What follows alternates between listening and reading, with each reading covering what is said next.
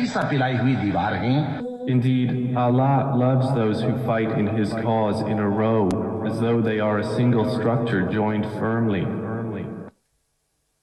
In the name of Allah, the most gracious, the most merciful.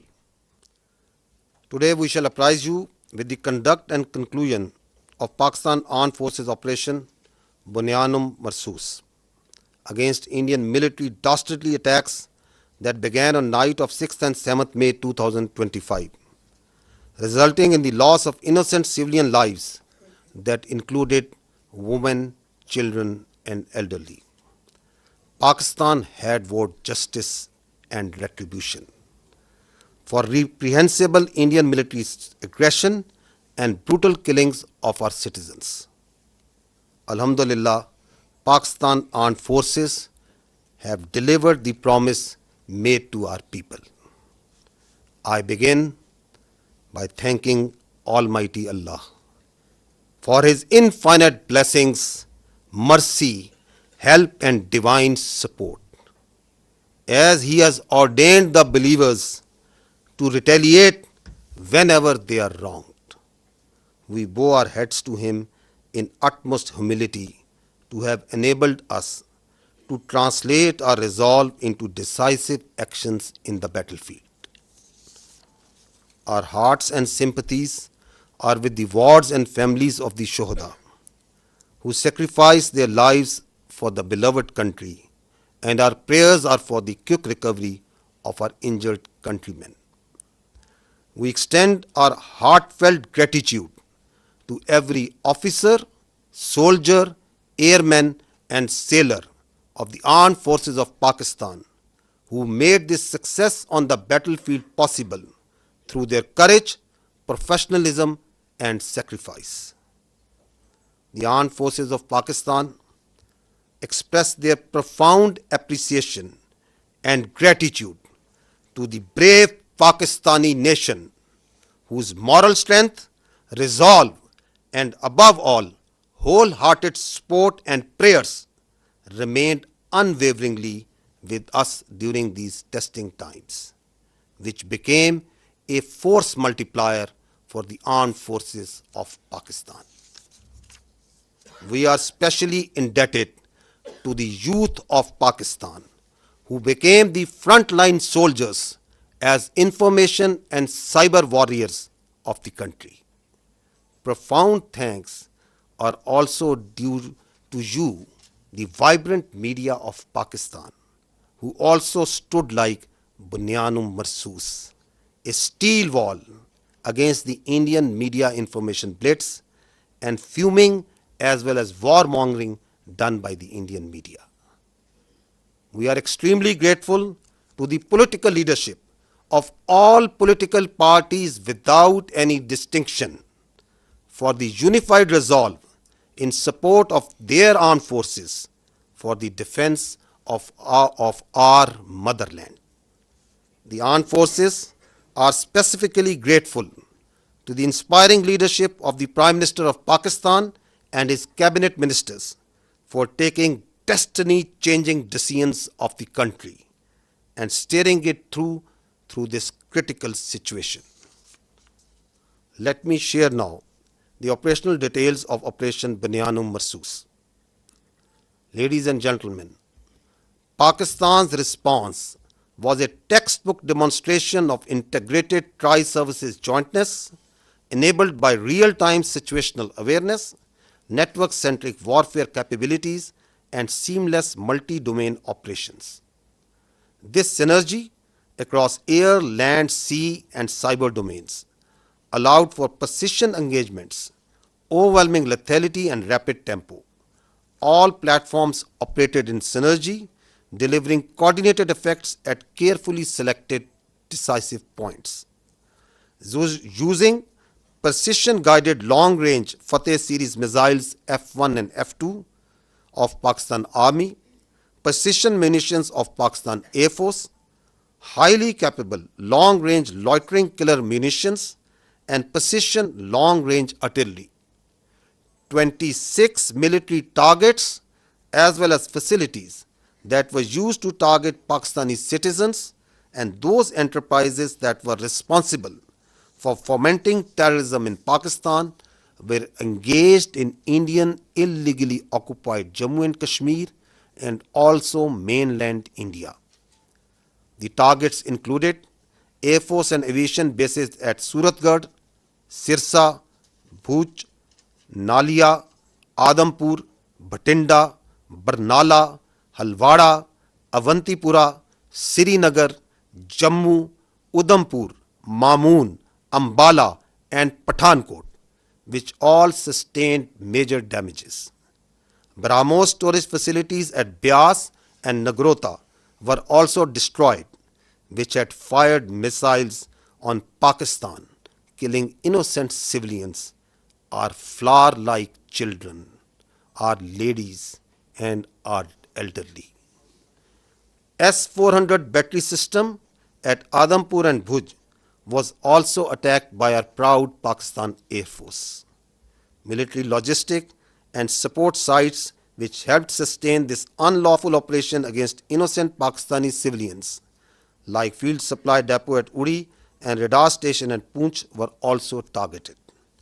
Military command headquarters, which helped plan the operational killing of our innocent citizens, especially the children, including 10th Brigade and 80 Brigade at KG Top and Nushaira, were also destroyed. Facilities which harbor, train and capacitate proxy elements that perpetrate terrorist attacks inside Pakistan, which kill innocent civilians, were specifically identified and destroyed. These include intelligence fusion support units and its forward field elements at Rajouri and Nowshera. Across the line of control, military elements including headquarters, logistic bases, artillery position and posts that had caused civilian casualties in Azad Jammu and Kashmir through unprovoked artillery and small arms fire were relentlessly targeted and heavily damaged until they raised white flags and asked for restraint. India used drones to violate Pakistani airspace to intimidate our civilians and spread fear. All through Operation Banyanum Marsoos, dozens of Pakistani armed drones hovered over Indian major cities and sensitive political and government facilities, including their capital, New Delhi.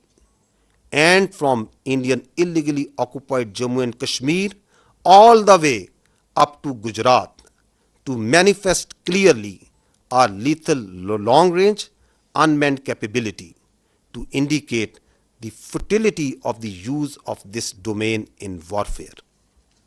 Pakistan Armed Forces also carried out comprehensive and effective cyber offensive to temporarily cripple and degrade critical infrastructure and services that were being used by Indian Armed Forces to sustain their operations.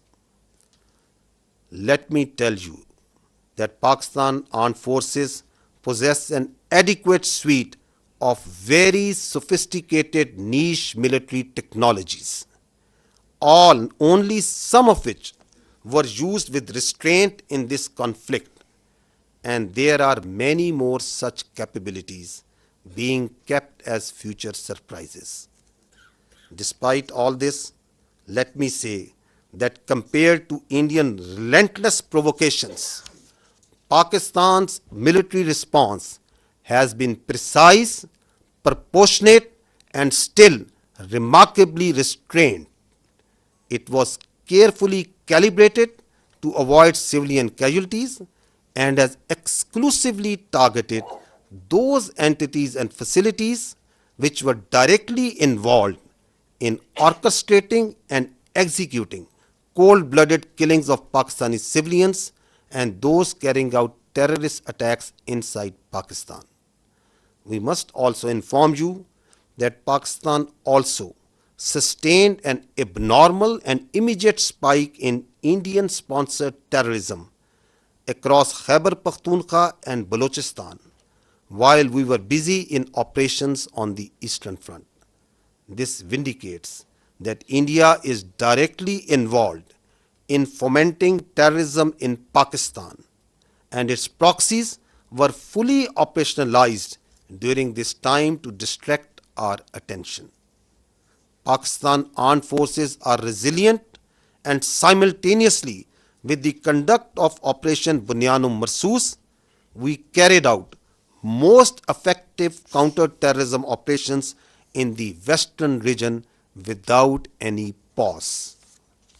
Operation Bunyan-e Marsoos has been a great example of coming together of all elements of national power with overwhelming support of Pakistani public to effectively counter the threat to our national sovereignty and integrity and the threat to our great motherland. No one should have any doubt that whenever our sovereignty would be threatened and territorial integrity violated, the response would be comprehensive, retributive, and decisive. Pakistan Armed Forces thank and salute the Pakistani nation for its courage, resilience, and national fervor during this conflict. Let me finish with the Quranic verse from the Surah Anfal. وَيَمْكُرُونَ وَيَمْكِرُ اللَّهُ وَاللَّهُ خَيْرُ الْمَاكِرِينَ. They plan and Allah plans, and Allah is the best of planners. Pakistan Zindabad, 𝐼𝐒𝐏𝐑 Pakistan, Pindabad. Now, ladies and gentlemen, I will read out this statement in Urdu for our citizens of Pakistan in general. Bismillahirrahmanirrahim. آج میں آپ کو پاکستان کی مسلح افواج کے operation بنیان مرصوص کی کارروائی اور اس کے نتائج سے آگاہ کرنا چاہتا ہوں، جو بھارت کی بزدلانہ فوجی جارحیت کے جواب میں کیا گیا۔ یہ حملے 6 اور 7 مئی 2025 کی درمیانی شب شروع ہوئے، جن کے نتیجے میں معصوم شہری، جن میں خواتین، بچے اور بزرگ شامل تھے، شہید ہوئے۔ پاکستان نے بھارتی جارحیت اور ہمارے شہریوں کے بےہمانہ قتل پر انصاف اور انتقام کا وعدہ کیا تھا۔ الحمدللہ پاکستان کی مسلح افواج نے یہ وعدہ پورا کیا۔ میں سب سے پہلے رب ذوالجلال کا شکر ادا کرتا ہوں رب ذوالجلال کا شکر ادا کرتا ہوں، جس کی بے پایاں رحمت، نصرت اور مدد ہمارے ساتھ رہی۔ اللہ تعالیٰ نے مومنوں کو حکم دیا ہے کہ جب ان پر ظلم ہو تو وہ جواب دیں۔ ہم اللہ کے حضور سجدہ ریز ہوتے ہیں کہ اس نے ہمیں اپنی عزم کو فیصلہ کن عمل میں ڈھالنے کی توفیق عطا فرمائی۔ ہمارے دل اور دعائیں ان شہداء کے خاندانوں کے ساتھ ہیں جنہوں نے اپنی جانیں مادر وطن پر قربان کر دیں۔ ہم زخمیوں کی جلد صحت یابی کے لیے بھی دعا گو ہیں۔ ہم پاکستان کی مسلح افواج کے ہر آفیسر، سپاہی، ایئر مین اور سیلر کے بے حد مشکور ہیں، جنہوں نے اپنی جرت، پیشہ ورانہ مہارت اور قربانی سے میدان جنگ میں کامیابی کو ممکن بنایا۔ ہم پاکستان کی مسلح افواج پوری قوم، خصوصاً نوجوانوں کے جذبے، حوصلے اور بھرپور حمایت پر دل کی گہرائیوں سے شکر گزار ہیں، جنہوں نے مشکل ترین وقت میں ہمارے حوصلے کو کئی گنا بڑھایا۔ ہم پاکستان کے ان نوجوانوں کے بھی مقروض ہیں جو سائبر اور انفارمیشن کے محاذ پر صف اول کے سپاہی بنے۔ ہم پاکستان کے متحرک اور بہادر میڈیا کے بھی شکر گزار ہیں، جنہوں نے بھارت کے پروپیگنڈا اور جنگی جنون کے خلاف بنیان و مرصوص یعنی ایک آہنی دیوار کی طرح کھڑے ہوئے۔ ہم بلا تفریق تمام سیاسی جماعتوں کی قیادت کے بھی ممنون ہیں، جنہوں نے سیاسی اختلافات سے بالا تر ہو کر وطن کے دفاع میں متحد ہو کر افواج پاکستان کے شانہ بشانہ کھڑے ہونے کا بہترین مظاہرہ کیا۔ مسلح افواج بالخصوص پاکستان کے وزیر اعظم اور ان کی کابینہ کی قائدانہ صلاحیتوں اور جرأتمندانہ فیصلوں کی بھی قدردان ہیں، جنہوں نے ملک کو اس نازک موڑ پر درست سمت میں رہنمائی فراہم کی۔ خواتین و حضرات، اب میں آپ کو آپریشن بنیان مرصوص کی تفصیلات سے آگاہ کروں گا۔ پاکستان کا جواب ایک نصابی نمونہ تھا، جس میں تینوں افواج کی مکمل ہم آہنگی کے ایک نصابی تفصیلات کروں گا۔ پاکستان کا جواب ایک نصابی نمونہ تھا، جس میں تینوں افواج کی مکمل ہم آہنگی کے ساتھ حقیقی وقت پر صورتحال کی آگاہی، نیٹ ورک سینٹرک وارفیئر اور ملٹی ڈومین آپریشنز کی مکمل صلاحیت بروئے کار لائی گئی۔ زمین، فضا، سمندر اور سائبر سپیس میں مکمل ہم آہنگی سے اہم اہداف کو تباہ کیا گیا۔ پاکستان فوج کے F-1 اور F-2 دور مار کرنے والے میزائل، پاک فضائیہ کے جدید پریسائز منیشن، طویل فاصلے تک مار کرنے والے لوئٹرنگ ایمونیشن اور جدید پریسائز آرٹلری کے ذریعے بھارت کے 26 اہم فوجی اہداف کو نشانہ بنایا گیا۔ وہ تنصیبات جو پاکستانی شہریوں کو نشانہ بنانے کے لیے استعمال ہوئیں، اور وہ تنصیبات جو پاکستان میں دہشت گردی کو فروغ دینے میں استعمال ہوتی ہیں، اور ان تنصیبات کو نہ صرف بھارتی غیر قانونی زیر تسلط جموں و کشمیر میں بلکہ بھارت کے اندر بھی نشانہ بنایا گیا۔ نشانہ بنانے والے فضائی اور ہوائی اڈوں میں ایئر فورس اور ایویشن بیسز سورت گڑھ، سرسا، بھج، نالیہ، آدم پور، بھٹنڈا، برنالہ، ہلواڑہ، اونتی پورہ، سری نگر، جموں، ادھم پور، مامون، امبالہ اور پٹھان کوٹ شامل تھے۔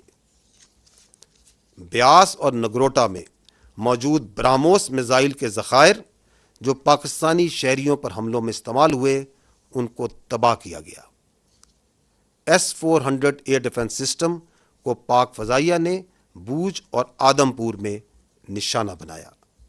اڑی میں فیلڈ سپلائی ڈیپو اور پونچھ میں ریڈار سٹیشن جیسے لاجسٹک اور سپورٹ مراکز کو بھی نشانہ بنایا گیا۔ KG ٹاپ اور نوشہرہ میں موجود 10 بریگیڈ اور 80 بریگیڈ کی کمانڈ تنصیبات کو بھی تباہ کیا گیا۔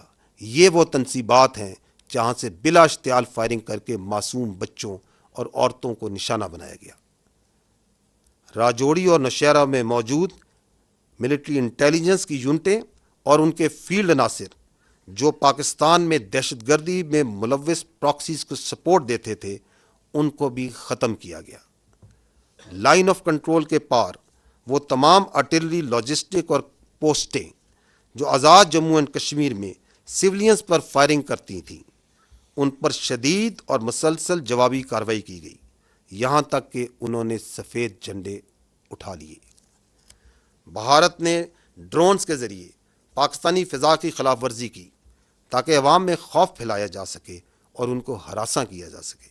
اس کے رد عمل میں آپریشن بنیان و مرصوص کے دوران پاکستان کی مسلح ڈرونز بھارت کے بڑے شہروں انکلوڈنگ دارالحکومت نیو دہلی اور illegally occupied Jammu and Kashmir سے لے کر گجرات تک مسلسل پرواز کرتے رہے، تاکہ پاکستان کی صلاحیت کا نہ صرف اظہار کیا جا سکے اور بلکہ یہ بتایا جا سکے کہ اس ڈرونز کے ڈومین کا موجودہ وارفیئر میں کوئی فائدہ نہیں۔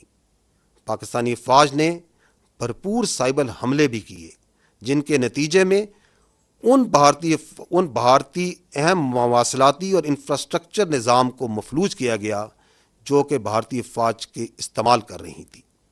یہ یاد رہے کہ پاکستانی افواج کے پاس ایسی کئی جدید جنگی صلاحیتیں موجود ہیں جن کا کچھ کا استعمال اس تنازع میں محدود سطح پر کیا گیا، اور کئی صلاحیتیں آئندہ کے لیے محفوظ رکھی گئی ہیں۔ ان سب اقدامات کے باوجود میں واضح کرنا چاہتا ہوں کہ بھارت کی مسلسل اشتعال انگیزی کے مقابلے میں پاکستان کا رد عمل نہایت درست، متوازن اور محدود نوعیت کا رہا۔ ہر حرف جو ہمارے معصوم شہریوں کے قتل یا پاکستان میں دہشت گردی میں براہ راست ملوث تھا، ان کو احتیاط سے نہ صرف منتخب کیا گیا بلکہ انشور کیا گیا کہ عام شہری متاثر نہ ہوں۔ ہم یہ بھی واضح کرنا چاہتے ہیں کہ جب مشرقی سرحد پر افواج پاکستان دفاع میں مصروف تھیں تو خیبر پختونخوا اور بلوچستان میں بھارتی سرپرستی میں دہشت گردی میں غیر معمولی اضافہ ہوا، جو اس بات کا دوبارہ ایک ناقابل تردید ثبوت ہے کہ بھارت پاکستان میں دہشت گردی کو اپنی پراکسیز کے ذریعے فروغ دے رہا ہے۔ تاہم افواج پاکستان نے مغربی محاذ پر بھی انسداد دہشت گردی آپریشنز کو بغیر کسی وقفے کے کامیابی سے جاری رکھا۔ خواتین و حضرات، آپریشن بنیان و مرصوص ایک ایسی شاندار مثال ہے جہاں قوم کی تمام طاقتیں متحد ہوئیں اور متحد ہو کر مادر وطن کے تحفظ کے لیے کھڑی ہو گئیں۔ کسی کو بھی کوئی شک نہیں ہونا چاہیے کہ جب کبھی ہماری خود مختاری یا سرحدوں کی خلاف ورزی کی گئی، ہمارا رد عمل جامع، جوابی اور فیصلہ کن ہوگا۔ افواج پاکستان پاکستانی قوم کو اس کے حوصلے، عزم اور حب الوطنی پر سلام پیش کرتی ہے۔ اور آخر میں سورہ انفال کی ان آیات پر ختم کرنا چاہوں گا، وَيَمْكُرُونَ وَيَمْكُرُ اللَّهُ وَاللَّهُ خَيْرُ الْمَاكِرِينَ۔ وہ تو اپنی تدبیریں کر رہے تھے اور اللہ اپنی تدبیر کر رہا تھا، اور وہ سب سے مستحکم تدبیر کرنے والا ہے۔ پاکستان زندہ باد، افواج پاکستان پائندہ باد۔ اب میں آپ کو اس آپریشن کی مزید جزیات سے آگاہ کرنے کے لیے آپ کی توجہ اسکرین کی جانب مقبول کرانا چاہوں گا۔ كم من فئة قليلة غلبت فئة كثيرة بإذن الله. And the translation reads, how many times it happened that a smaller force vanquished a bigger force by the will of Allah. History has proven that the complete nation and its armed forces have always stood together with all their might against any act of aggression. Alhamdulillah, we have the will, capacity and capability to protect our sovereignty and territorial integrity, and we are all well aware of the ways and means to do it. Our forefathers, they have sacrificed immensely, and we have sacrificed a lot for the creation of this country, and we know how to defend it. If this great Pakistani nation and the Pakistani armed forces, if 1.3 million Indian army with all their wherewithal, if they cannot intimidate us and they cannot coerce us, these terrorists can subdue the armed forces of Pakistan. ہم صرف یہ کہنا چاہتے ہیں کہ نہ ہم تمہاری طاقت، نہ تمہاری مکاری اور تمہاری جارحیت سے مروب ہونے والی قوم ہے۔ Now you just wait for our response.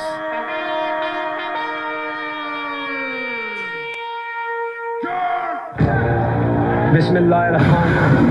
Today on 10th May at the time of Fajr, we have given a strong front to coward enemy.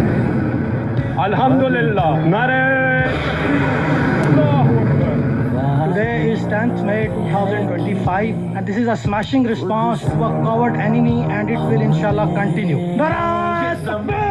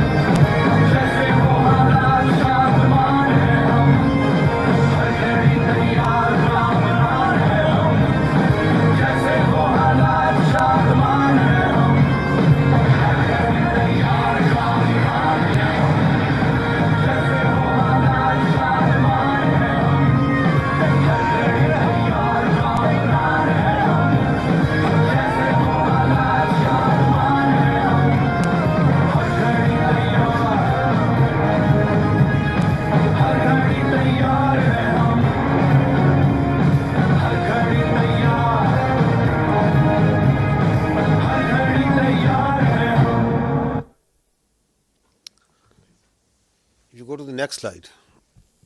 If you remember, the armed forces of Pakistan promised you three things. We told you that we will give a befitting response to Indian aggression.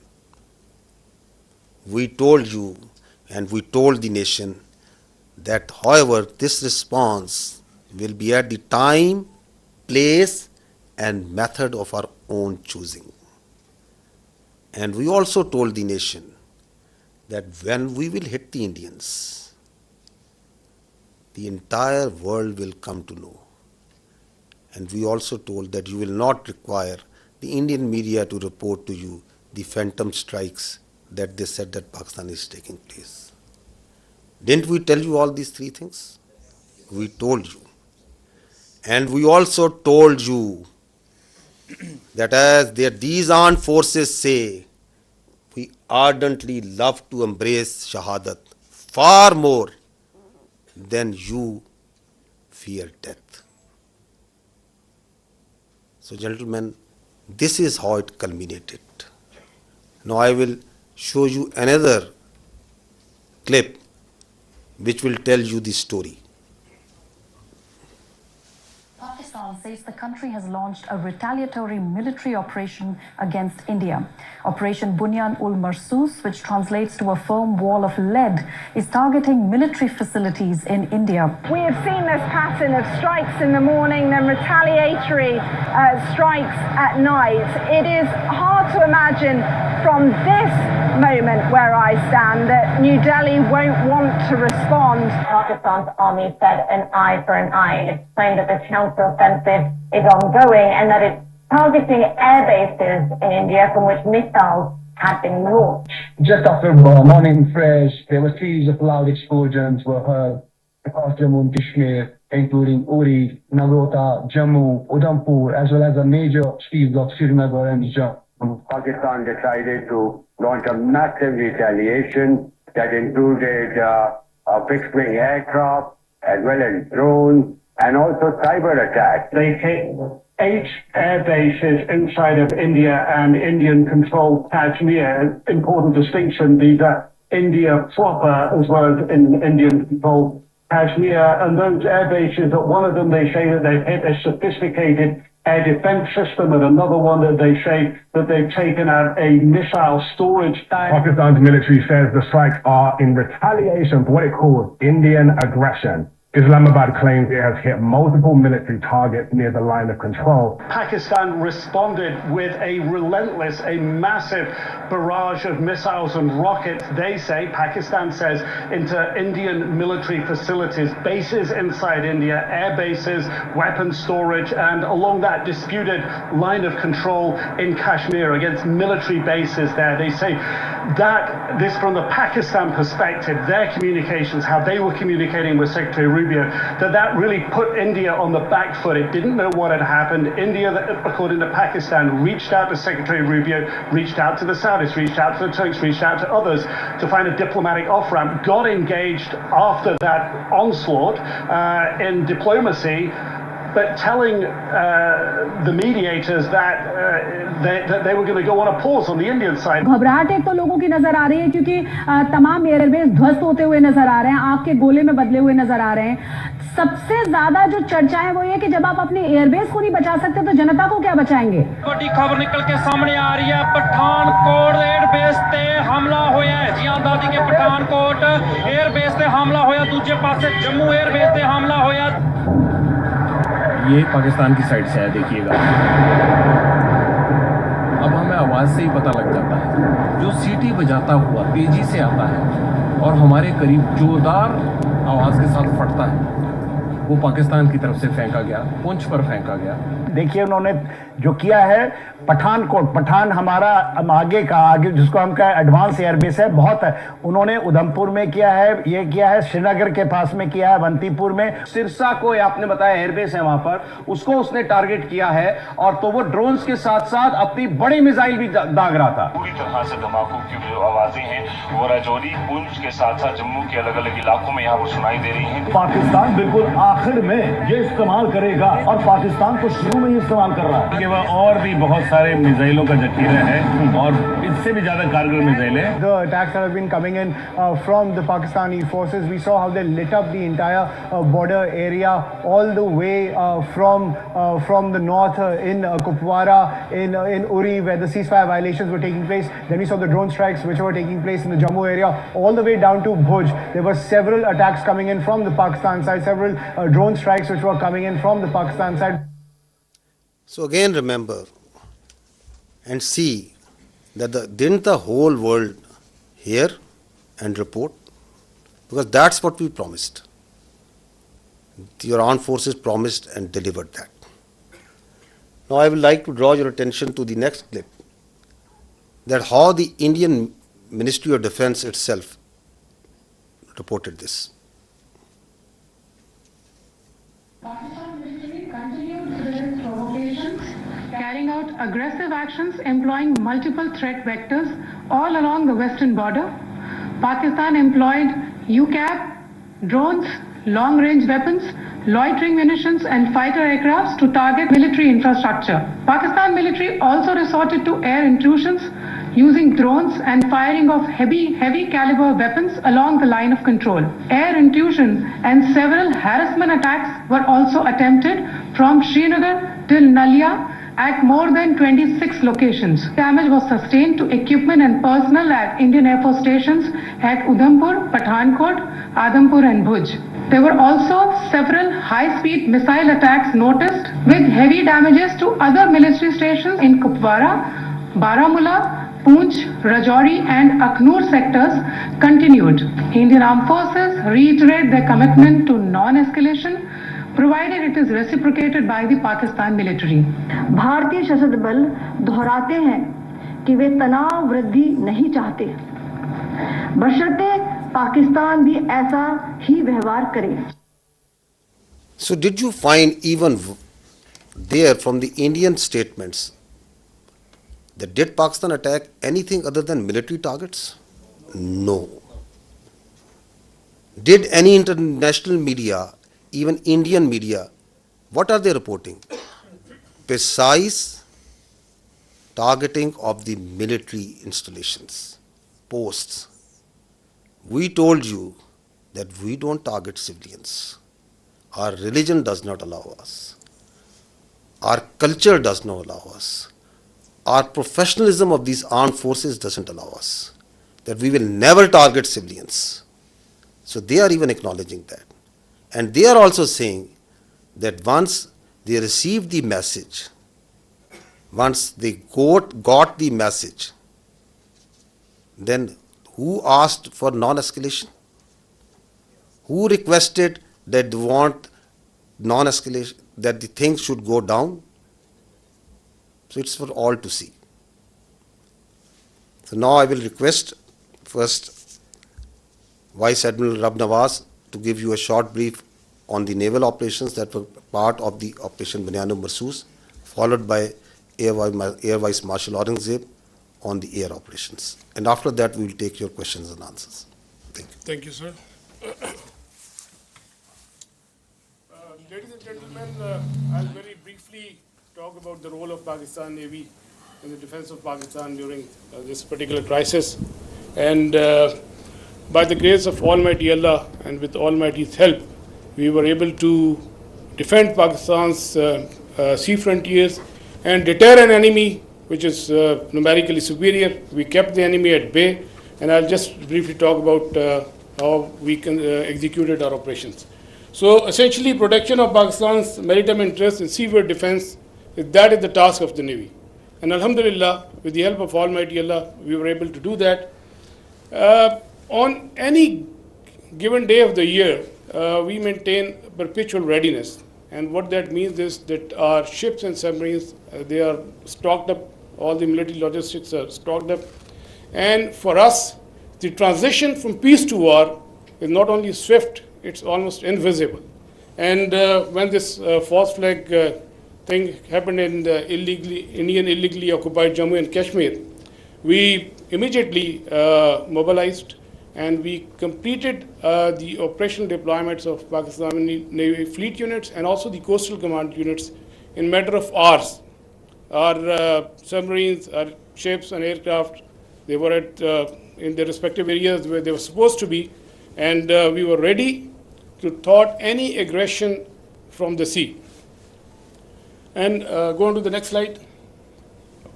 Ladies and gentlemen, maritime domain awareness, that is essentially to know what is happening in your area of interest. That is critical for the naval operations. And I'll just briefly talk about that, because to generate any response, you need to be aware of the happening in your area of responsibility. And we were maintaining 24/7 vigil at sea. And okay. A couple of days back, there was a hype. You heard about 𝐼𝐴 Vikrant approaching Karachi. And I'll just briefly tell you that we were keeping a very close eye on the activities at sea. And this is essentially the Indian Navy surface disposition throughout these days. They had a couple of ships in this particular area. They were moving around in this area. Another ship off Salalah, which was operating over there. And this is much talked about the Indian carrier. We were monitoring it right from the day one. On 30th of April, it was here. Then it moved up here. Subsequently, it moved up here. And on the night of 6th and 7th May, it was back, close to Ratnagiri, very close to Mumbai. And then on 9th May, it was here, essentially 400 nautical miles away from Pakistani coast. And again, then it retreated back close to Mumbai. So we were keeping a very close track on this particular carrier movement. And there was no cause of concern at any time. If the carrier comes closer to 400 nautical miles and even closer, that essentially simplifies our problem. So we were, the Pakistan Navy Maritime Air Arm, in coordination with the strike component of Pakistan Air Force, they were cockpit ready to generate any kind of response at that time, at all times. And I was in constant communication with the Deputy Chief of Air Staff, Air Vice Marshal 𝐼𝐴 at all times, and we were just ready. If there is any aggression from the sea, we were there to respond effectively. And let me say another thing. That is, you know about the carriers, you have seen them in the movies, but as a professional military officer, I don't want to underestimate the enemy, but let's put the things in the right perspective. The 𝐼𝐴 Vikrant and the carrier, the Western carrier, there's a huge difference. This is an aircraft carrier which essentially sailed with 8 to 12 MiG-29s, which was barely essential to carry out its own air defense. The purpose of the carrier is power projection and to ensure air superiority in a given sea area.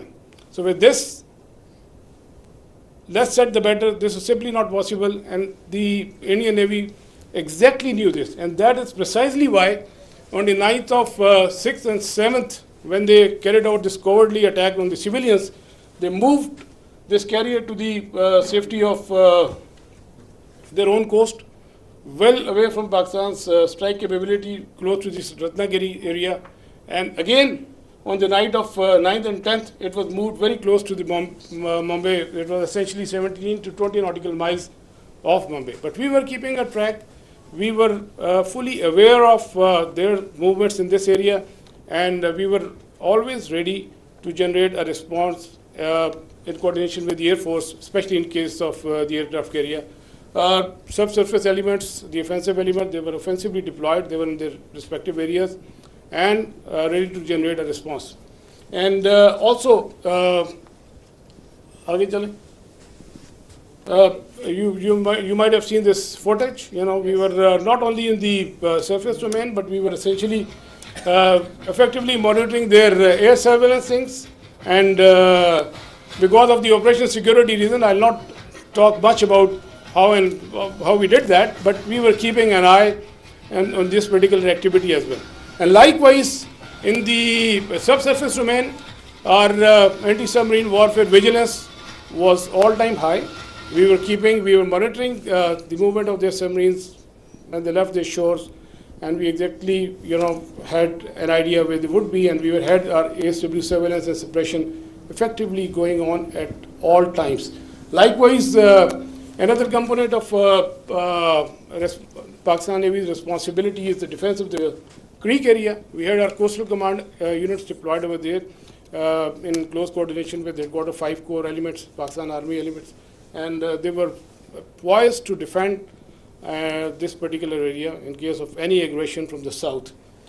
Another important component is the protection of ports and harbors. You have just heard the DG ISPR talked about the sub-conventional threat that we witnessed. There was a surge in other part of the country, and we were, there were real-time apprehension that there may be a surge.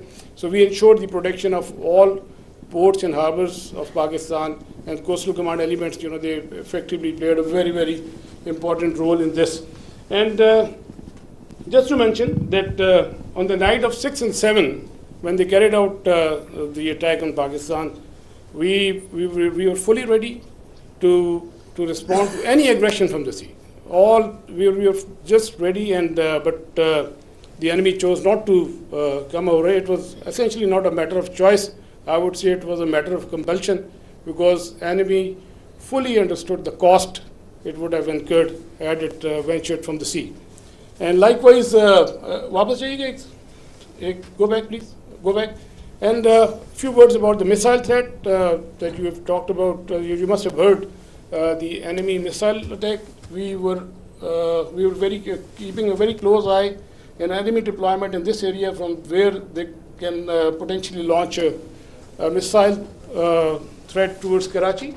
We were fully aware, and we had our response ready to in that eventuality. And go on to the next slide, please. Ladies and gentlemen, all operations, whatever we do in the military domain, they are to create certain effects. We look for the effects, and the effect that we created, we were able to resolutely, with our posture, we were able to deter the Indian Navy despite its numerical superiority. Number of times have more assets and more forces, and with an annual budget of like $13 billion. So Pakistan Navy, with its potential, with its posture, with its capability, was effectively able to deter the Indian Navy from doing any venture from the sea, alhamdulillah. And that is very, very important. That is essentially the job of the Navy, to ensure that the free flow of trade continues. That's the backbone of the economy. Our 95% of trade is through the sea. Alhamdulillah, we were able to ensure that the shipping continues, the free flow of trade was ensured, and we were able, all our ports and harbors, they remained open. And you can Google yourself. So what was the case on the other side? You can Google about Kanda and Mundra, and there was some disruption, but that you can check for yourself. But alhamdulillah, we were able to effectively ensure this. Next. We had a wonderful inter-services synergy, very effective communication, and like I said, I was in constant touch with the DGMO and the Deputy Chief of Air Staff Operations. At all times, we fully coordinated our operations, and alhamdulillah, and I think that's really successful for execution of maritime operations. Aage chale. Alhamdulillah, we came up to the national expectations. We ensured defense of Pakistan's maritime frontiers, and we were able to deter the enemy from any adventurism from the sea.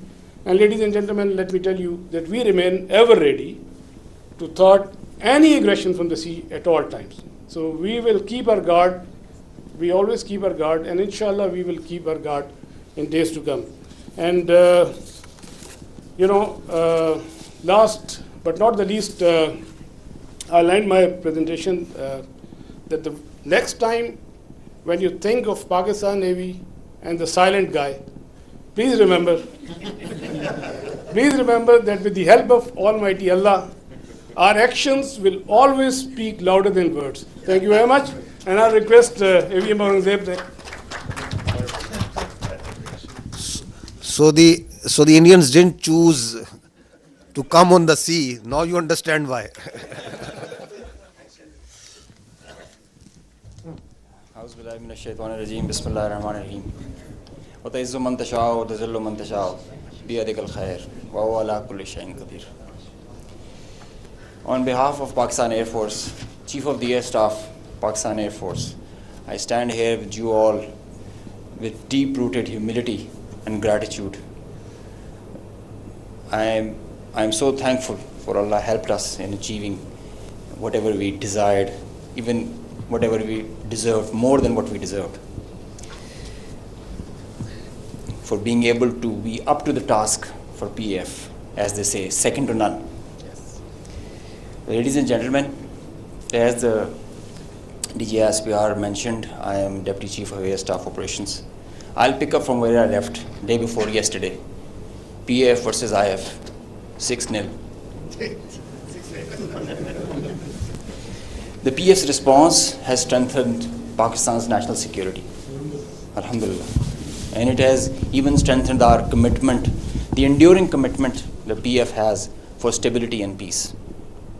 But I have no doubt, and I can say with assurances, that the real genius and the mastermind, the cerebrum behind the design and the aim and the structure, the game plan of PF was the Chief of the Air Staff, Air Chief Marshal Zahir Ahmed Babad Sidhu. He asked us to do 3 things in our response: re-establish deterrence, neutralize key threats, retain control of air. And I will show you in my presentation how we try to do that. Slide.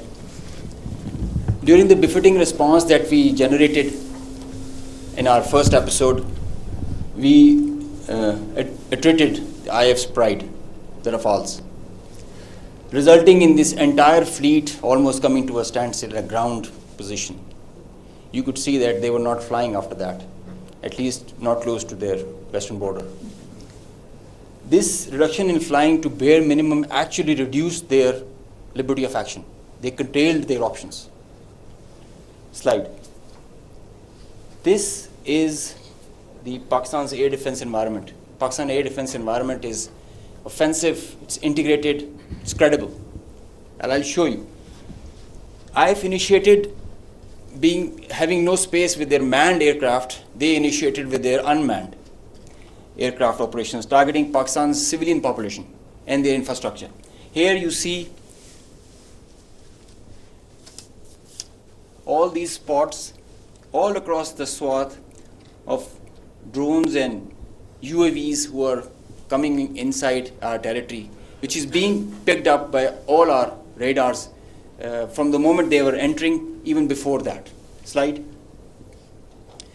Now, PF's air defense environment is suitably configured to detect enemies' low RCS radio radar cross-section, high and slow speed platforms. That you can see that they are all visible by the time they are entering.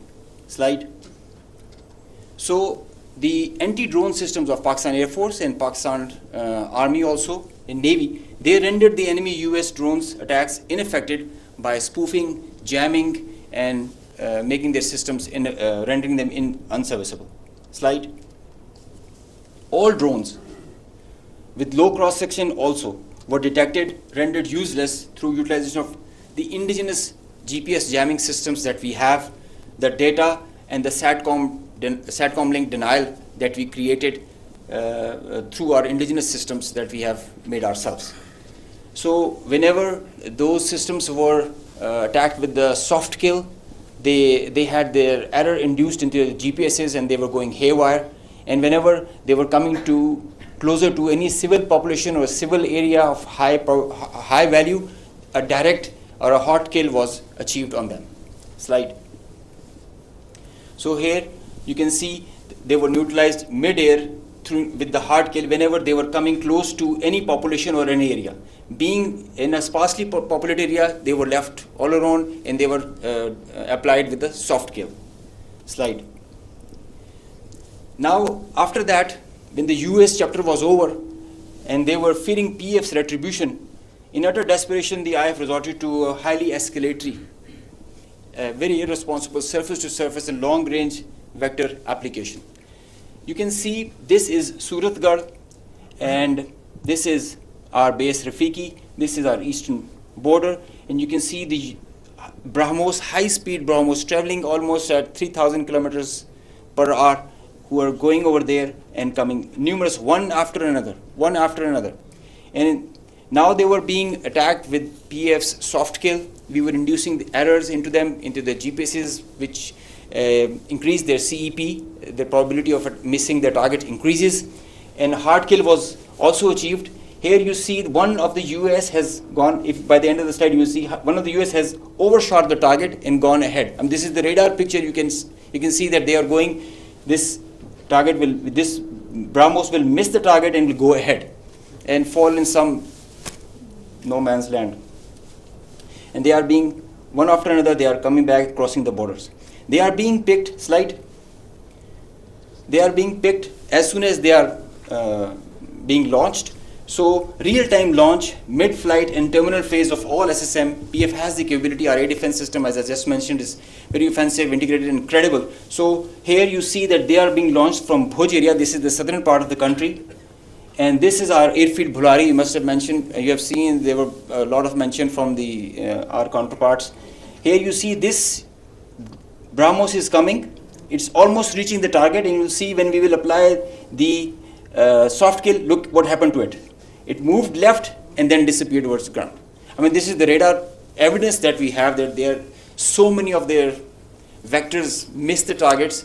A lot of them did make, because they were throwing like hundreds of them. Next slide. There is one more very interesting thing that I would like you to all see. This is where it is launched from our eastern side towards Jaisalmer. This is our airfield Shahbaz, Jacobabad. Now this BrahMos is crossing on top of Shahbaz, and it is going towards our western border, almost to our neighboring country, towards that. And you can see this is going there, it's going ballistic. Now they are not even threatening their neighbor, they are threatening the regional stability of the whole continent and the larger area. So effective sensor to shooter grid that was made by PAF, and the potent hardened soft kill capability that led to the missed target opportunities for lots of their surface to surface and long range vectors. Slide. Now this is another thing that I want you to all to see. This is a launch of a high speed projectile that has been launched from their area surrounding Adampur.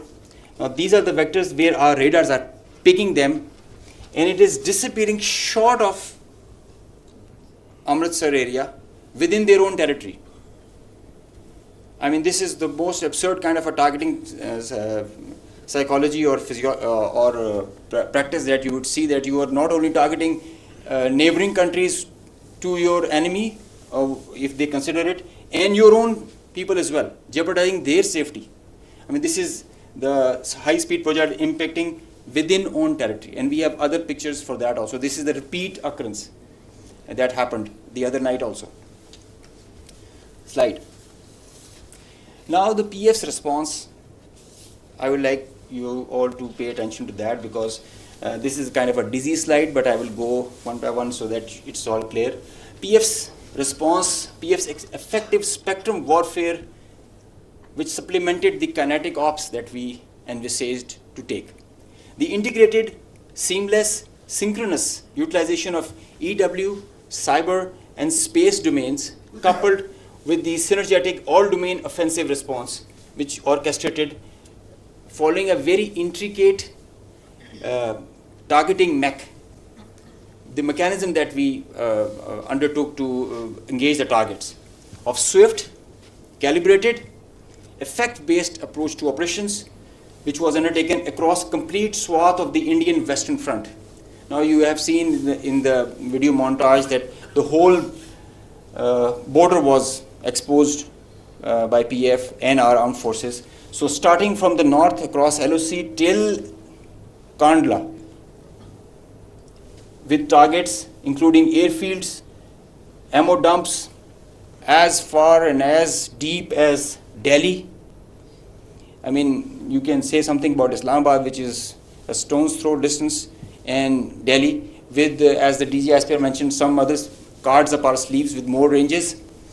The Barnala C2 Center, which is the heart of their IACCS, and other airfields, Nalia Bhuj and Kandla, as they mentioned. You can see, Google it also so that you can see the effects. PF's hypersonic missiles, unmanned force, stand-up weapons, and long-range vectors all were on the menu for the multi-domain operations that we undertook. So PF's utilization of niche and disruptive capabilities struck deep inside the enemy. And there were like hundreds of drones that were there. Hypersonic, engaged targets, deep, precise, lethal, destructive. Slide. Just go back. I will explain the slide that is coming ahead. So our aim was to achieve ascendancy in effects so that we manage the escalation. Throughout the conflict of whatever length it was, we had the escalation management at our side. So within a short span of time of couple of hours, we had really saturated our friendly neighborhood. Next slide. This much talked about S-400 threat. As I mentioned that we were giving special attention to the Rafales in the air, so we gave our remaining part of our attention to the S-400 on ground. Now identifying S-400, attacking them is a easier part than identifying it on ground because it is mobile, it's a high value thing, and you guard it. It's kind of a center of gravity. So we were tracking through our satellite imagery well before the hostilities, as we usually do. So we had pinpointed S-400. As you can see, we knew that this is parked. It's cheeseboard radar, and the other part of the radar, the other constituents of the whole S4 battery. Slide. These coordinates, go back. These coordinates were ortho-rectified by our space department, so that you have a very precise engagement. Whenever you are throwing and employing long-range vectors, you really need very precise coordinates so that you don't miss. So S-400 was at Adhampur was targeted like that. Next. As I mentioned, some niche technologies and capabilities were employed. So our loiter munition and killer drone strike at PF. At Udhampur, you can see this was their complex and command and control, magnified before and after. It's not there. Now these kind of pictures, loads of pictures are there for targets. So I need not to show them. They were saying it themselves, as you saw on the montage. So PF's response remained very effective, very potent, and very effect-based. Slide. Time and place of own choosing, displaying bold, aggressive, and unwavering resolve of military leadership. Now I must take a moment to mention what kind of a pressure you have when this kind of a conflict arises, and I must appreciate the leadership, both the Chief of the Army Staff and Chief of the Air Staff, both. They were both very resolute and very clear in giving instructions to all of us who are the players towards the Navy, Army, and the Air Force. And that is perhaps the reason we were so sure about it, what we have to do. In speed and direction, sometimes you have to prioritize direction more than the speed. So we had the correct directions to follow. Slide. With unprecedented reach, precision, lethality, while avoiding collateral, as we have seen in the video montage. PF hit maximum number of IF airfields in a single operational package since 1971, because they crossed the international border since that, so we had to do that. Slide. While re-establishing deterrence, Pakistan negated the setting of a new normal under the hegemonistic design of a supremacist regime through swift and effective response. Slide. On a closing note, from Pakistan Air Force, PF remains committed to ensure Pakistan's airspace sovereignty and pursue peace with strength. Thank you. So, ladies and gentlemen, after these presentations, you can understand that Army, Air Force, and Navy, the tri-service synergy that was exhibited, and all the three services acted jointly like one body. And just a mention on the air bases that were targeted by the Indians. We have the post-damage assessment report from all. There has been certain infrastructure damage. Of course, there has been. Only one aircraft has minor damage, which will be repaired and soon operational again. So, because the air defense system of Pakistan worked efficiently and very effectively. A few examples of that have been given to you by the AVM 𝐒𝐚𝐤𝐬𝐿. The drones that came in, 84 were shot and they never went back. And we also promise you that they can send anything. Whatever they will send, it will not go back. So that's a promise also that we kept. So now we can start with the question and answer. And before that, we again first bow our heads in humility to Almighty Allah for giving us this great success, and the people of Pakistan for the support that was with the armed forces. And the armed forces and the people of Pakistan were one body again. They worked together for thwarting this threat against this motherland. So we can have the first question.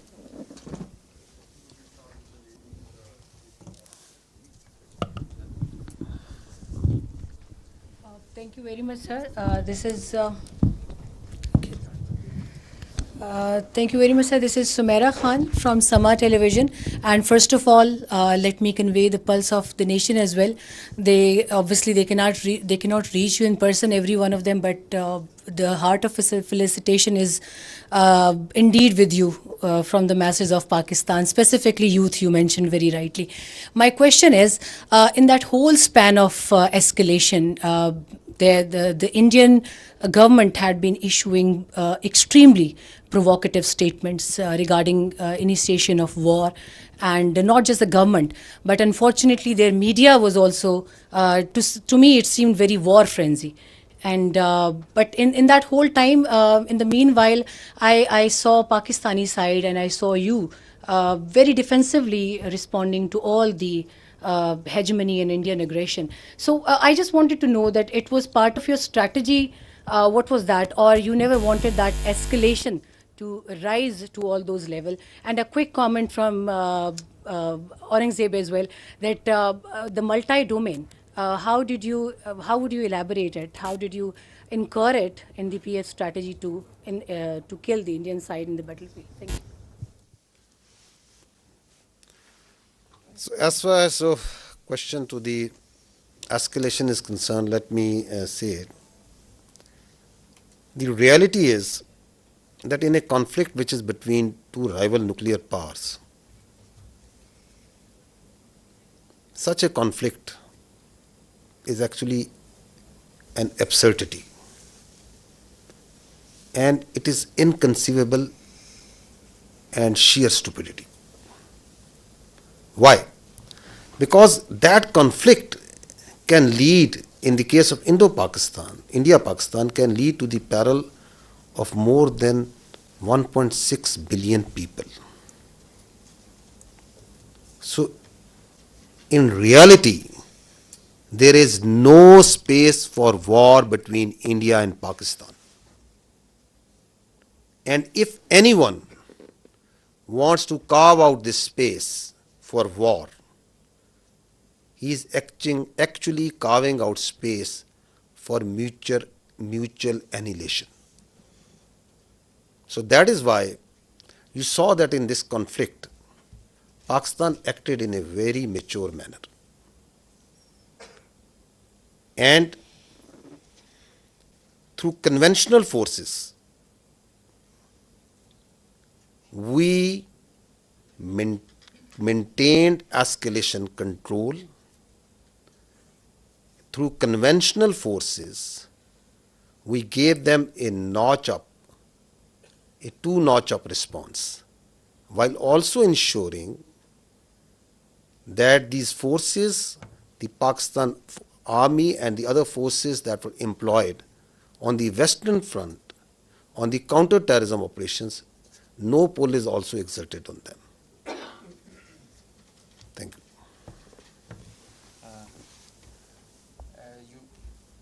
Can you hear me?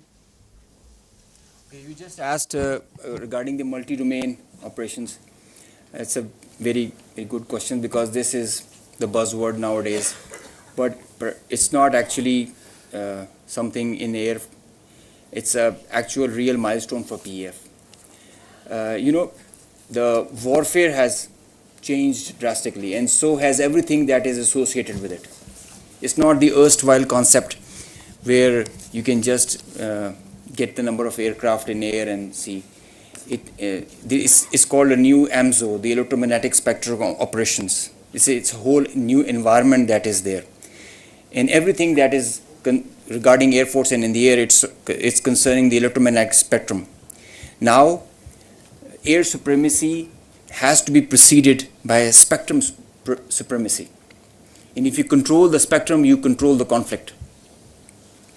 So Pakistan Air Force, and especially this is a thing that is pursued so vigorously by Chief of the Air Staff, that we have to have that spectrum warfare capability. And you saw how we manifested it. It is a combination of EW, space, cyber, air, land, and sea, command, control, communication, infrastructure, information. All these things, they are in the vital spectrum of electromagnetic operations. And that is how you create an environment. You create a EW web that you manifest in the whole operations. It has to be choreographed at each step, and when to administer what. And it has to be preconceived. I mean, you can't do it randomly, and you cannot just do it on your whims. So you have to understand the whole idea and whole architecture. It might get pretty technical, but multi-domain operations is the need of the day, and all those air forces who kind of relegate it, they end up in the wrong side of the barrel. So Pakistan Air Force prioritizes it. We have our own Spectrum Warfare Operations Center, which is controlling the even in a small battle or an engagement to a larger campaign. Because now all the players who are there, all aircraft, they have so much of sensors, and there is so much of fusion going on, the data links, the software defined radars, they are all thriving on the electromagnetic spectrum or being challenged by it. So each player is taking a campaign level decision, the kind of information he is having, and if he doesn't get that information, he is redundant. So electromagnetic warfare is the need of the hour, and multi-domain operations is what carries you, propels you to perform and achieve the mission success with mission survivability, denying the same to the enemy. Thank you. My name is Kiran. I'm from the Khorasan Diary. Sir, I have two questions on what basically I need confirmation. Is that one, when President Trump tweeted about the ceasefire, they said that Pakistan and India can talk in a third country. और अभी जो शाम में Indian authorities की meeting press conference हुई है, they said that the DGMOs spoke, in which Pakistani DGMO asked for ceasefire first. And tomorrow there is a call already planned at 1200. Meanwhile, the IAF said that their operation is still continued. So what is Pakistan's strategy tomorrow when the two DGMOs are going to talk? And the second thing is that, as international media also reported, that Pakistan has Indian pilot in the custody. So do we have Indian pilot in our custody? And if we have, are we going to return her or him? So I can confirm you very clearly, we don't have any pilot in custody. This is all social media chatter. This is all part of the multiple source of fake news and propaganda that keeps on, that has been generated from multiple sources. As far as your first question is concerned, let me say it very clearly and put it on record. Pakistan never requested. Fact of the matter is that on the night of 6th and 7th May, once those ghastly and cowardly attacks were made, the Indians requested after those attacks, and Pakistan gave a very clear response that we will communicate back only after we have given the response that this and retribution that this act deserves. that just retribution, targeting not the civilians, but those military establishments, those units, those places from where the attack on the civilians, the innocent civilians, the children was made once they were neutralized and taken out. And on the request and intervention of the international interlocutors, we responded to the already made request of the Indians. And if you see publicly, what's on the public record? What I have shown you just now. What was the public position of the Ministry of Defense of the Indian Armed Forces? Who was asking for non-escalation once the just retribution of Pakistan Armed Forces have gone? So I think the record publicly, the facts speak for themselves.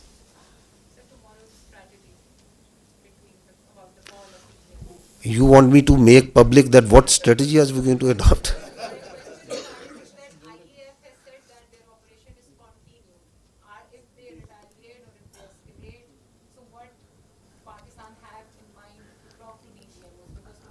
For any threat, anything that they can pose, posture, your armed forces are always vigilant and ready. We have proved it on ground multiple times. We can prove it. So, and we don't respond. And we are not here for a response that what they said. And so it's not that what they said that I have to say.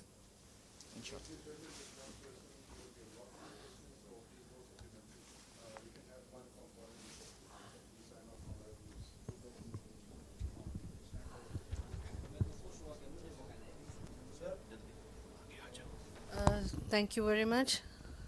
Okay, I'll come to you after that. Thank you very much. Saima Shabir from Arab News. Sir, my question is related to tomorrow's meeting by DGMOs. Pakistan has declared the suspension of Indus Water Treaty as an act of war. So if tomorrow on the agenda this Indus Water Treaty suspension is on the table and India does not call it off, I mean, it does not regulate it again, and it is suspended till the time. So what would be the strategy by Pakistan Army, because Pakistan has called it an act of war? So the position of the government of Pakistan on the Indus Water Treaty is absolutely clear, and no further comment is needed on that.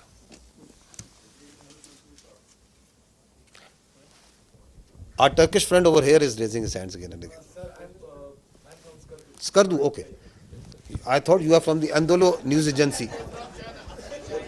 Sir, many people thought I am Chinese here. Yes. Khaplu, great place. Great place. Sir, I am from Khaplu Chwar at the border area, just half hour from the Indian border. Okay. Sir, I am from British. Okay. Sorry for the mistaken identity. So we can go with the question. Sir, my question is that Ahmad Mansoor 24 news से ताल्लुक़ है। General साहब, हमारी जो forces की leadership है उसके लिए बहुत कुछ कहने को है, लेकिन मैं सिर्फ ये कहूँगा कि जो बॉडी लैंग्वेज स्ट्राइक्स आपने की हैं इस सारे कन्फ्लिक्ट में, उन्होंने भी बॉर्डर पर बड़ा कुछ हिला के रखा है। सवाल सर मेरा ये है कि मसला कश्मीर एक ऐसा है कि उसकी वजह से दो एटमी जो ताकतें हैं वो एक खौफनाक जंग पूरी दुनिया को हिला के रख देती है। इस दफ़ा फिर यही हुआ। और अभी जो सदर ट्रंप ने अभी जो दूसरा ट्वीट किया है, उन्होंने मसला कश्मीर को एक मुतनाज़ा इलाका करार दिया है, उसका जिक्र मुतनाज़ा खित्ते के तौर पे किया है। तो इंडिया तो इसको अपने तौर पे इसको गैर मुतनाज़ा कहे बैठा है, लेकिन क्या ये एक बड़ा नादर मौका नहीं है, सुनहरी मौका नहीं है पाकिस्तान के पास कि अब इस जो कन्फ्लिक्ट के तनाज़र में अब चूँकि दुनिया भी राब्ते में है, सबकी नज़रें हैं इस पर, तो पाकिस्तान दोबारा मसला कश्मीर को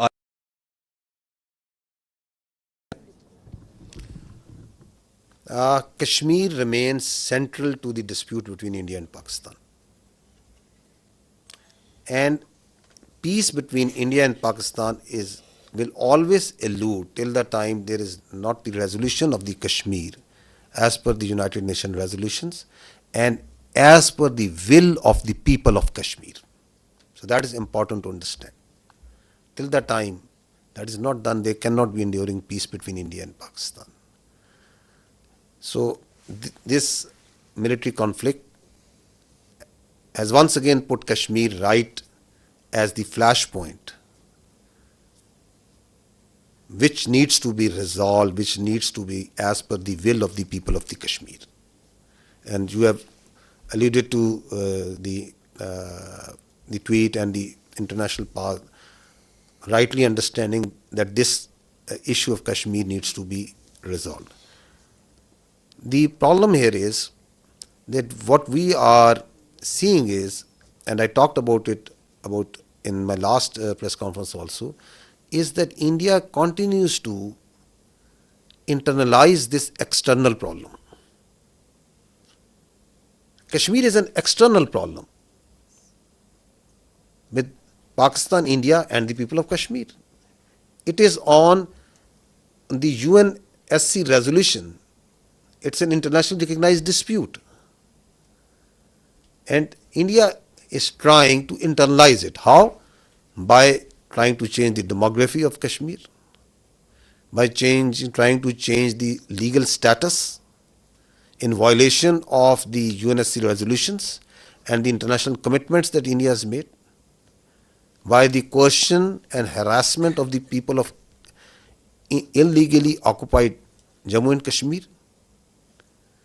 and multiple other actions, by the oppression that is going on and the just struggle of the people of Kashmir for their rights, and then on the pretext of law and order, on the pretext of terrorism, you are seeing what's happening even after Pahalgam in Kashmir. Houses of the people are being bulldozed, blasted. People are being taken into custody, and not in dozens but in hundreds and thousands. You have got so much security forces, so many intelligence people, so much state power put in that very small place. The rights of the people, the plight of the women, the plight of the children. So it's an international issue. Talk it out, find a solution which satisfies the will of the people. So that is what needs to be done as far as Kashmir is concerned.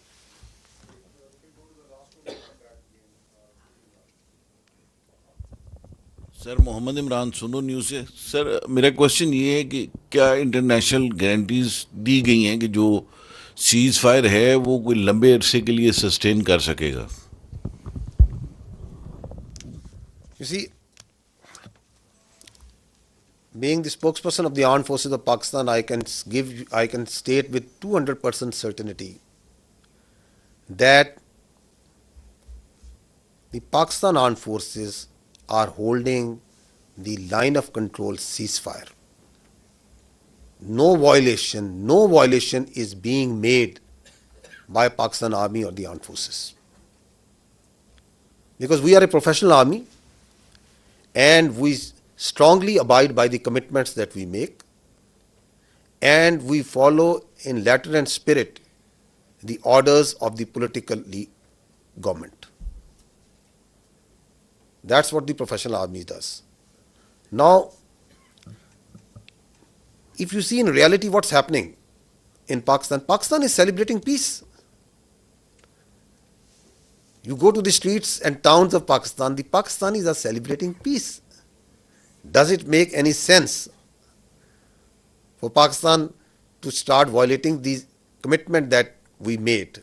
It doesn't make any sense. Because we are a peace-loving nation. Peace within and without. However, if there is any aggression, we will respond, and we respond then.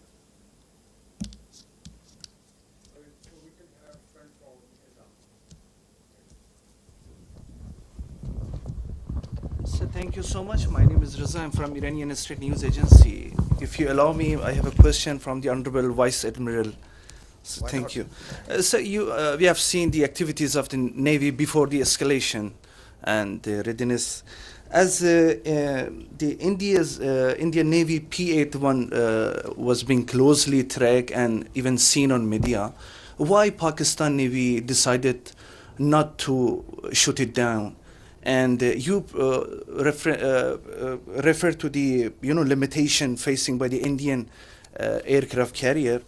Keeping in view the limitation of the Indian aircraft carrier, can you please explain us why India have not brought its carrier to, for so-called possible attack?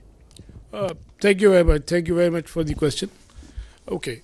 First of all, like I told you that the war is not fought in isolation by a single service. So, whatever we do, it's a very well coordinated effort.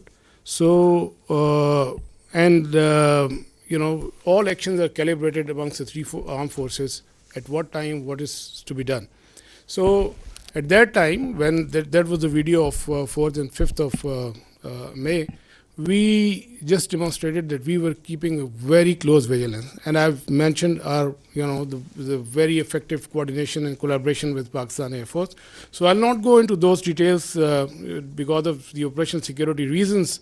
But essentially, that was simply to send across a message that if we can track, so we can go to the next level, but that is based on the national decision-making. That's not an isolated. The Navy will always act in sync with all three services, and that would be a national security decision-making thing. So when the time will come for that to happen, so inshallah we will respond in that fashion.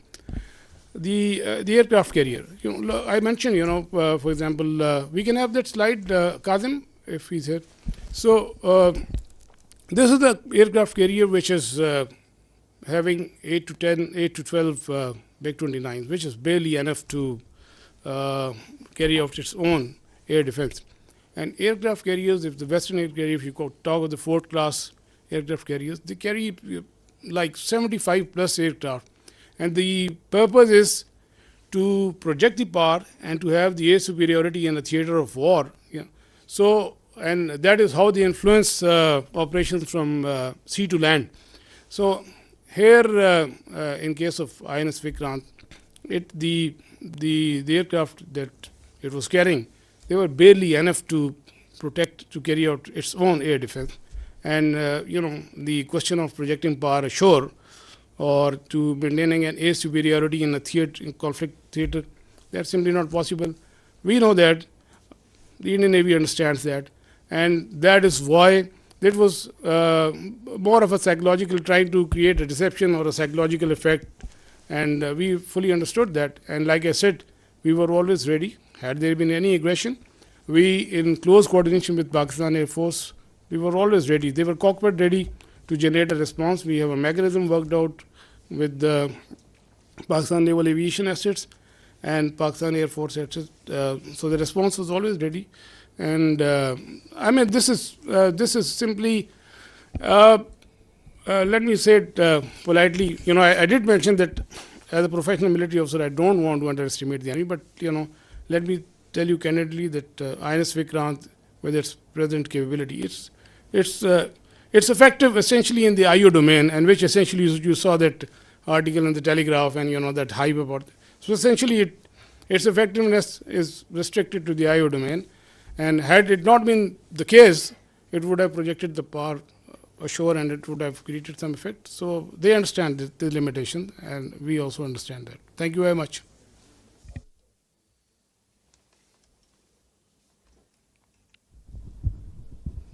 जना साहब जी, खालिद महमूद जी, express TV से। जना साहब, Indian media ने जो 3 दिन में तूफ़ान बर्पा किया, उसको तो हम अच्छी तरह जानते हैं, उसका जवाब भी उनको दिया गया। आज जो उनकी स्पोक्स पर्सन थे, मिलिट्री स्पोक्स पर्सन, उनकी आज प्रेस कॉन्फ्रेंस हुई, उसमें उन्होंने बताया कि बहावलपुर में जो उन्होंने टारगेट किया था, उसमें रऊफ़ नामी शख्स को उन्होंने टारगेट किया था और उसको वो बहुत हाई वैल्यू टारगेट अचीवमेंट उसको शो कर रहे हैं। आप बताइएगा कि क्या ऐसा कोई वाक़या वहाँ पे हुआ और इसकी हकीकत क्या है? I think this question was discussed day before once we had the last press conference. Because this was discussed this point was made by this, so we have pulled out the same video clip, so I'll just see that first so that you can see what the fact of the matter is. If we can run that clip, because the reality is for everyone to clear, is obviously for everyone to see. So you see, yes, this one. If you just stop here. So this is the Indian High Commissioner in UK who is showing on international media picture of a person leading the prayers. You can see that. Now he is saying that this man is brother of an alleged person who is in incarceration, that this man is the brother of that terrorist, the alleged terrorist that they say. Now run this. If you can run this clip. This person here is a sanctioned terrorist under the American sanctions regime. His name is 𝐻𝐵𝐿. So he's saying, stop here. So he's saying he is 𝐻𝐵𝐿, who is a sanctioned terrorist, and this terrorist is leading this prayer. So he is a High Commissioner of the Indian government. Now go ahead. That you're mentioning. Look who's behind it. Pakistani military. Look at the coffins there. They have the Pakistani national flag. Masood Azhar's brother has been killed in Operation Sindoor. That's Maulana. Now stop here. Rauf Azhar. Masood Azhar. Kindly please. So what he's saying now, their media is saying that no, this person has died. So at the same time he is dead for them. At the same time he is alive for them, to whom to believe. So what we did was, we tried to reach out this man, because there was a person who was leading the prayers. Now we'll show you that man. Abdul Rauf Azhar killed in Operation Sindoor. Your own Pakistani military has said that Masood Azhar's family has been killed. I'm quoting the Pakistani military. No, stop here. No, please stop here. Kindly, please.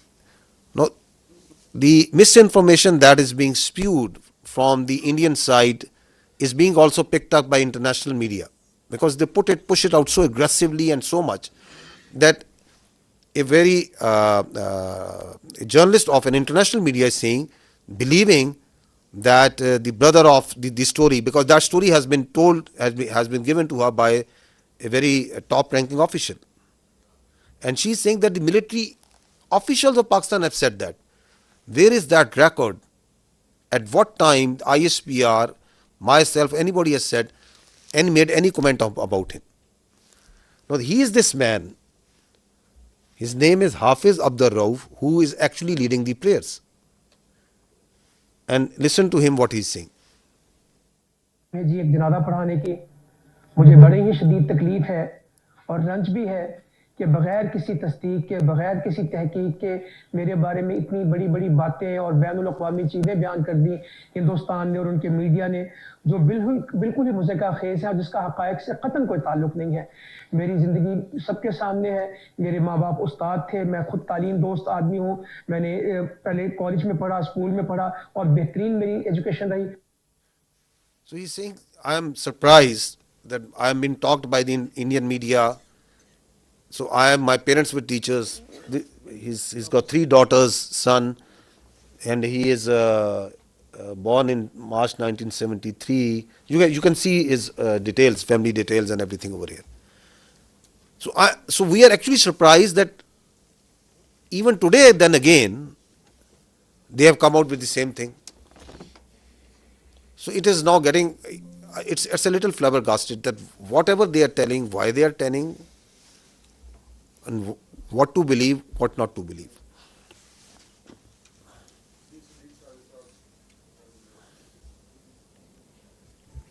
Sadiq Sahib जी, एक news से रब नवाज साहब, आपसे सवाल है कि अभी थोड़ी देर पहले INS विक्रांत के हवाले से बात हुई, क्योंकि इंडियन सोशल मीडिया जो था और उनका अपना मीडिया बहुत ज़्यादा हाइप क्रिएट कर रहा था, और फिर उसके बाद टेलीग्राफ की एक स्टोरी आई, फिर कराची की बंदरगाह के हवाले से कि उसके ऊपर अटैक होने वाला है। फिर आप देखते हैं कि इंडियन नेवी जो है वो हमसे 3 गुना वो बड़ी है, تو لیکن آپ نے یہ بھی کہا کہ ہماری جو فورس جو ہے وہ خاموش فورس ہے، تو کیا یہ جو خاموشی تھی کسی طوفان کا پیش خیمہ تھی جس کی وجہ سے وہ اٹیک نہیں کر سکے؟ کیونکہ ادھر تو لڑائی ہو رہی تھی اب آرمی کی بھی اور فضائیہ کی بھی. جی بہت شکریہ. وہ انڈین میڈیا نے تو آپ نے دیکھ لیا تھا کہ وہ کراچی پہ وہ اور باقی بھی لاہور کی بندرگاہ پہ بھی قبضہ کر لیا تھا جو آپ نے دیکھا اس پہ، تو وہ تو let's keep that aside. So again میں نے کہا نا کہ یہ بھی جو ٹیلی گراف کی بھی جو ساری یہ انفارمیشن آپریشنز ہیں، اور جو میں نے آپ کی کیپیبلٹی بتا دی، and Indian Navy also understands کہ اس کی کیا کیپیبلٹی ہے، اور اس کی فار ایگزامپل کراچی سے قریب لے کے آنا 400 میل میں نے آپ سے کہا، even at that range and if it comes even closer, so that makes it extremely vulnerable. They understand it perfectly well.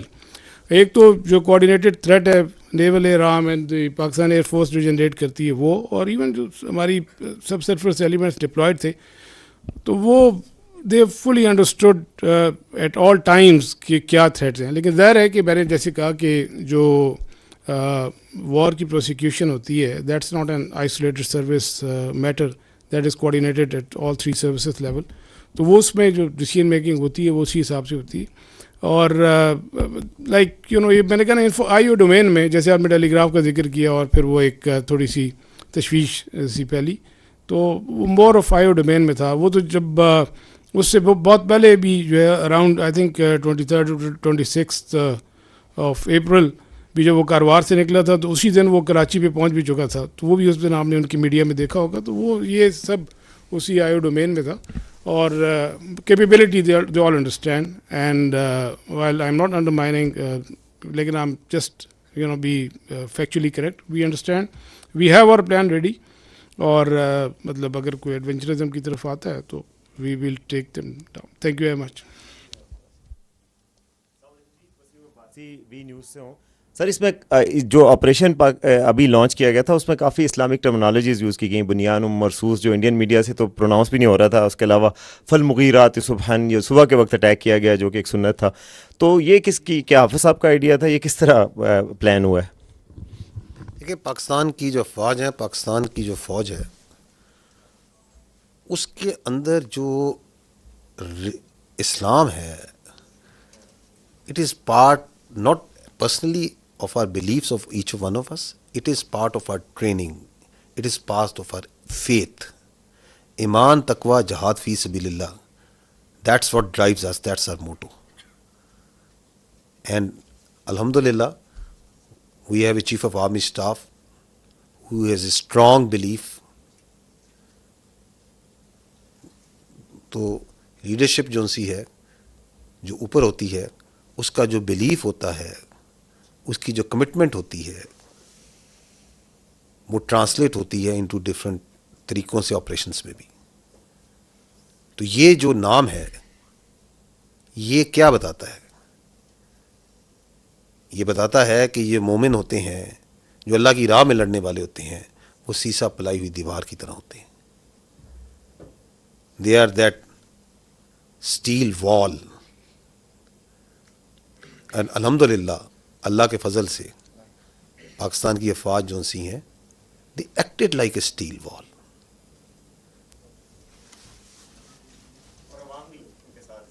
جی بغیر کسی شک کے، میں نے اس لیے شروع میں کہا کہ سب سے پہلے ہم اللہ سبحانہ و تعالیٰ کے آگے سجدہ کرتے ہیں، شکر کرتے ہیں، پھر ہم پاکستان کے عوام کا، پاکستان کے یوتھ کا، پاکستان کے میڈیا کا، پاکستان کے سیاستدانوں کا، تمام پولیٹیکل پارٹیز کا، اس وقت جو ہماری پولیٹیکل لیڈرشپ ہے ان کی حوصلہ مندی کا.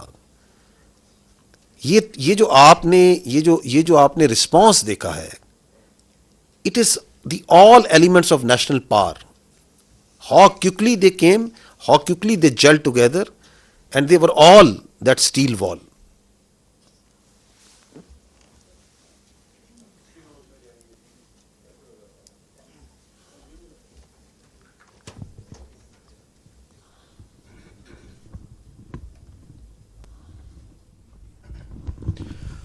Sir, Faisal Raza Khan, I am from PTV World. My first question is related to Pakistan Air Force.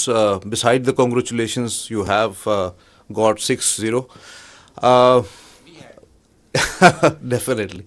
So my question, you were talking about spectrum supremacy, and this question is related to the cyber warfare and the space warfare that Pakistan Air Force successfully, whether it was the jamming or taken over of the satellite, and what was the nature of that satellite, whether that was the military one, because whole of the command and control system of the adversary, they always utilize those satellites for any action. That's one. And with the silent guy of Pakistan Navy, Vice Admiral Rabnewaz sahab. Sir, in Pulwama, we have seen on 4th of March 2019 when Pakistan Navy successfully detected the Indian nuclear capable submarine. And in Navy terminology, we always say detection means destruction. So beside P-8I Poseidon, whether you have taken over any sort of a signature of the Indian submarines, because in submarine warfare, most of the times naval assets, number one is the submarine that always go off the harbor and get into the enemy territory. So have ever you have got any sort of a signature in any sort of your asset, from any sort of your asset, any signature of the adversary? Thank you, sir. Sir, please.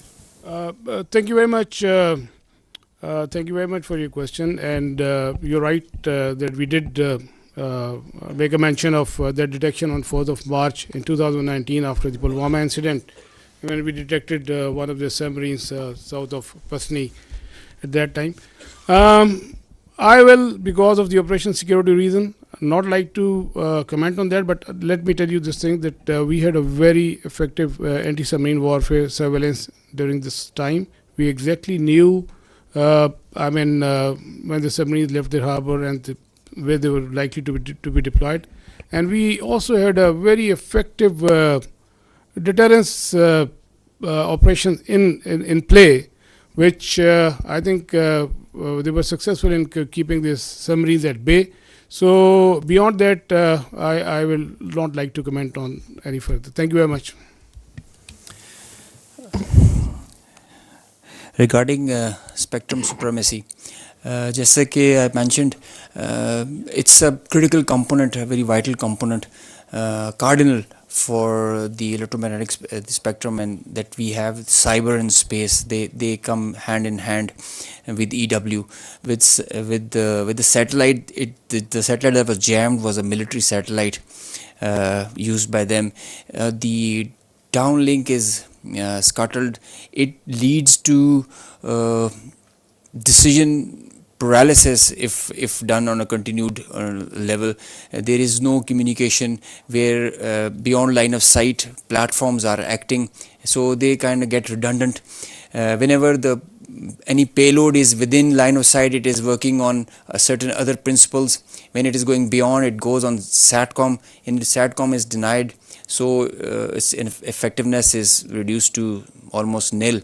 And so is cyber, where the services are denied, the nodes, the C2 structure that are working over there in the whole architecture.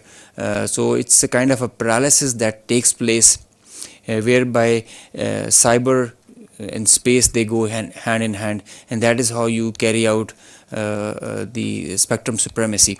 I just mentioned it is Pakistan Air Force is really going into it with full momentum. Our Chief of the Air Staff is leading this initiative, whereby we are entering into this domain, and it gives you cross domain effects. When one side is applied and multiple levels, you get the outcome, the providence, and the dividends. So this is the new warfare. This is the new thing that is there. As soon as the things are getting digital, wireless, we are relying on electromagnetic spectrum more and more, and so this becomes imperative that we have control over the spectrum. I just mentioned control of air is preceded by control of spectrum now. Through spectrum and EW, we were able to see beyond our radars, and we had, as I mentioned, I showed you, we had correct, precise IDs of the projectiles and the platforms that were taking off, and thereby we could react in time and respond in the way as you just saw.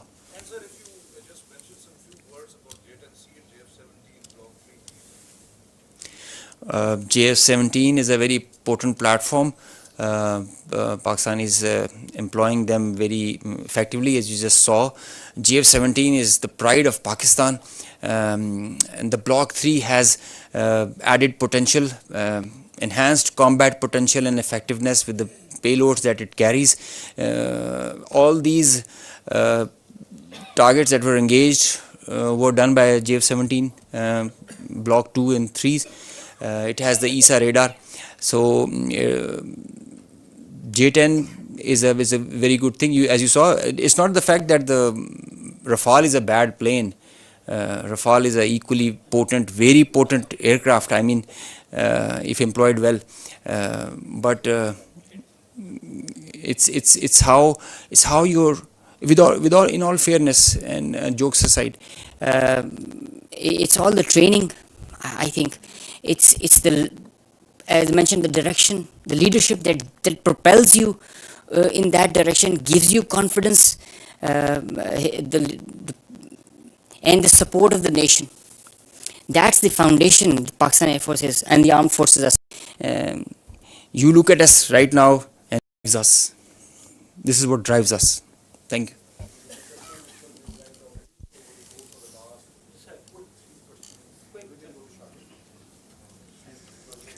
He's asking that the questions should not be quick, the answer should also be quick. I'm sorry.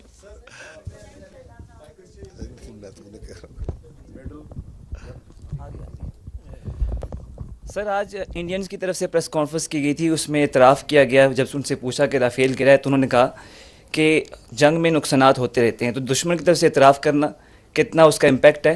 दूसरा सवाल ये है कि sir एक दिन पहले जब नायब सदर से सवाल किया गया कि इंडियन पाकिस्तान कशीदगी चल रही है तो उन्होंने कहा it's none of our business, लेकिन वो क्या हुआ कि एकदम से उनका बिज़नेस भी हो गया और उन्होंने मोदी को कॉल भी की, कहा जा रहा है क्योंकि सेंसिटिव इन्फॉर्मेशन उनके साथ लग गई थी।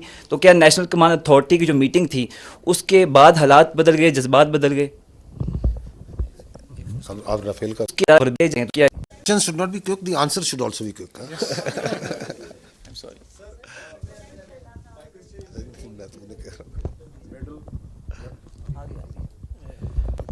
सर आज इंडियंस की तरफ से प्रेस कॉन्फ्रेंस की गई थी, उसमें इतराफ़ किया गया जब उनसे पूछा कि राफेल गिरा है तो उन्होंने कहा कि जंग में नुकसानात होते रहते हैं, तो दुश्मन की तरफ से इतराफ़ करना कितना उसका इम्पैक्ट है। दूसरा सवाल ये है कि सर एक दिन पहले जब नायब सदर से सवाल किया गया कि इंडियन पाकिस्तान कशीदगी चल रही है तो उन्होंने कहा it's none of our business, लेकिन वो क्या हुआ कि एकदम से उनका बिज़नेस भी हो गया और उन्होंने मोदी को कॉल भी की, कहा जा रहा है क्योंकि सेंसिटिव इन्फॉर्मेशन उनके साथ लग गई थी। तो क्या नेशनल कमांड अथॉरिटी की जो मीटिंग थी उसके बाद हालात बदल गए, जज्बात बदल गए? आप राफेल का जी देखिए, हम एक बड़े प्रोफेशनल एयरफोर्स हैं। इंडियन एयरफोर्स भी बहुत प्रोफेशनल एयरफोर्स है, एक आर्म है, and we have a kind of unsaid unwritten vow in between that हम एक दूसरे की प्रोफेशनल्स पे कोई वो नहीं करते. My job is to defend my country, his job is to defend his and perform his duties. They can appreciate it. I appreciate it that they have accepted it, because it's evident. You can see it in the air, on the ground. Everybody is looking at this, set at pictures for that. So he had no other choice, I guess. And, I told you there are 3 Rafales that are missing. So one MiG-29, one Su-30. जो आपने बात की, देखें मैं आपको पहले ये अर्ज किया है, and I will repeat it. Military conflict or war between 2 rival nuclear states is absurd, inconceivable, and sheer stupidity. So, once India thinks that it wants to carve out space for war between India and Pakistan, it is not carving out space for war. It is a recipe for mutual annihilation. Therefore, there is no space for war, and the world knows it. And you saw it in this conflict, Pakistan exercised escalation control. We acted very maturely. We used our conventional forces, we gave up notch-up response, and we didn't even pull any force from our western front. We kept on continuing to give conducting the counter-terrorism operations without any pause. And while doing that, we were the one who were maintaining escalation control. And you saw that manifestation, that on the morning of 10th, who is asking that we don't want to de-escalate? We don't want to escalate. And if Pakistan is willing to de-escalate, then we will also de-escalate. Who is asking that? Publicly. So the escalation control was with Pakistan. We were acting very maturely, and we understand that this notion of carving out space, it is madness. And that's why you said, that's why what you referred to, the world community, the international players, they very well understand that. Sir, I'm from Chinese media. My name is Yusuf Khan. So my question is that, sir, there is a news on foreign media and also on social media. Sir, my name is Yusuf Khan. I am from Chinese media, CCTV. Sir, there was a news on foreign media and also on social media that Pakistani Air Force entered the Indian airspace. I just want to know this, sir. Okay, let me answer you before the AVMs gives you the specific. Please, if we have to stay away from what's all coming on media and social media. If we go as per the conduct of this military conflict by the media and social media, then there were 15 attacks that Pakistan made. Karachi is already burned. Quetta is gone. And God knows what all has happened. There's a female pilot also in our captivity. I don't know. So let's try to stick to the facts, and let's not try to stay what the media or social media is saying.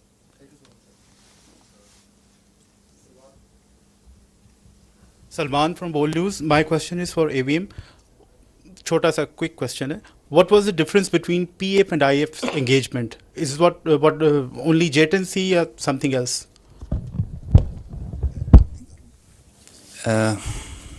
I think I did mention JTNC is an important platform. So is JF-17, F-16, and Rafale also.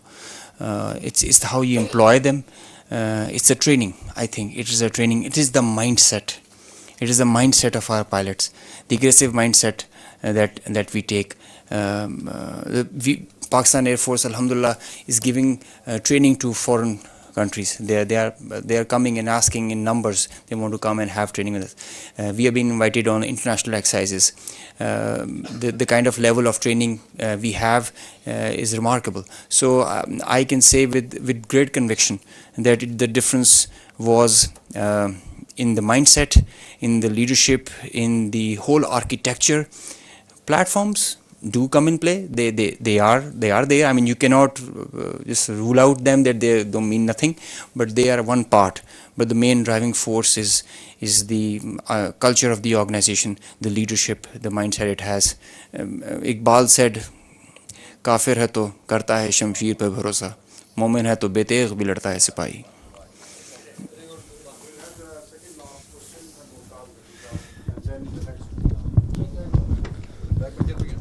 जल साहब, वैसे तो पहलगाम के फ़ौरन बाद जो disinformation operation launch किया गया था इंडिया की तरफ से इस कॉन्फ्लिक्ट के ऊपर, वो उससे सारी दुनिया आगाह हो चुकी है। मगर एक इंतहाई गैर जिम्मेदाराना ख़बर जो वहाँ पे फैलाई गई और फैलाई जा रही है, वो यह है कि हमारी न्यूक्लियर फैसिलिटी को करेना के करीब जो है उन्होंने हिट किया है। आल्दो हमें तो मालूम है कि ये फॉल्स है, मगर इंटरनेशनल कंजम्पशन के लिए मैं चाहूँगा कि आप अपना इसके ऊपर पॉइंट ऑफ व्यू दे दें। जी, फॉल्स है।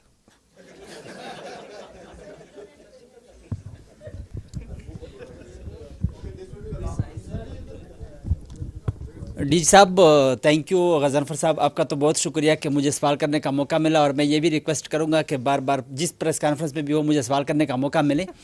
اور اعلیٰ نور وزیر ہوں مشرق پشاور گروپ سے. میرا سوال یہ ہے کہ بھارت اور پاکستان دونوں ایک دوسرے پر دہشت گردی کے الزامات لگا رہے ہیں, تحفظات. تو یہ الزامات یا تحفظات کیسے دور کیے جا سکتے ہیں؟ مل بیٹھ کر کردار ادا کرنا چاہیے دونوں ممالک کو. اور دوسرا سوال میرا یہ ہے کہ اگین اگر مطلب اس طرح ڈرون آتے ہیں تو گرانے کے لیے کیا علائی عمل ہے؟ اور ساتھ ساتھ جو مطلب بھارت کی جانب سے آپ نے بات کی لوگوں کی کہ ہم نے لوگوں کو ٹارگٹ نہیں کیا, تو آپ کا لوگوں کے لیے میسج کیا ہے اور پھر بھارتی آرمی کے لیے آپ کا پیغام کیا ہے؟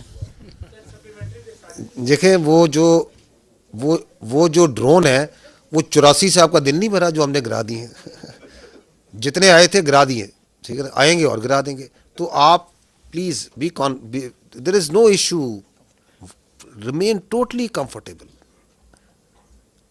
What ever they will send, what ever they can send, with the support of the people of this country, these your armed forces have the capability to take them on. Absolutely no issue. جو آپ نے پہلی بات کیا کی تھی؟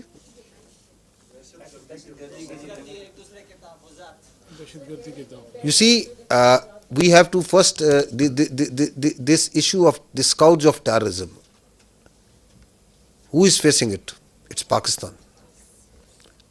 Who is sponsoring it? Who is abetting it? It's India. So that's the reality. Do you think that they are conducting, they are prosecuting terrorism in Pakistan through multiple proxies? How to deal with it? How to deal with it is to gel the nation to stand together, as we have stood like a steel wall against this threat from India. This steel wall will smash this terrorism also, whatever they may do, whatever proxies they may put. And the state of Pakistan, with the support of its people, is doing it. It requires the whole of the nation approach. I will not go into the details. I have multiple times said that we have these 14 points of the National Action Plan. We have to implement that wholly. So this terrorism is not going to go away by talking with India. We don't look outside. We don't beg anyone that don't do this. Our strategy is not hope. We are a proud nation and we will finish off this terrorism. There should be no doubt in it.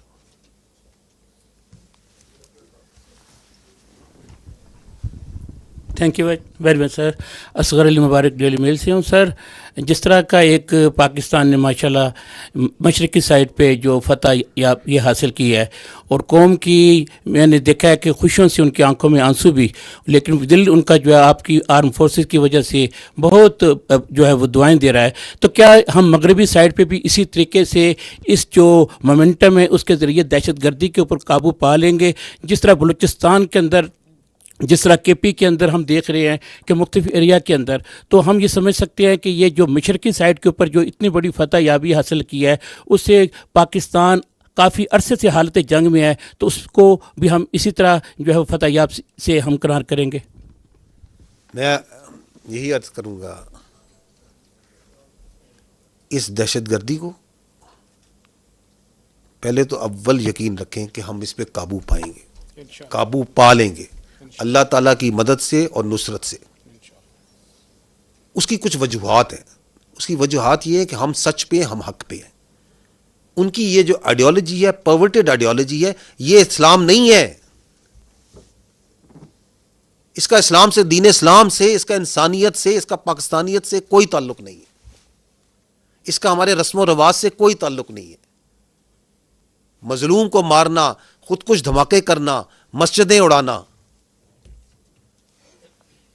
Kidnapping کرنا for ransom, بھتہ خوری, smuggling, اس کا کیا تعلق ہے اسلام سے؟ اس کا کیا تعلق ہے انسانیت کے ساتھ؟ تو we are on the right, the nation is on the right. You have a battle hardened army.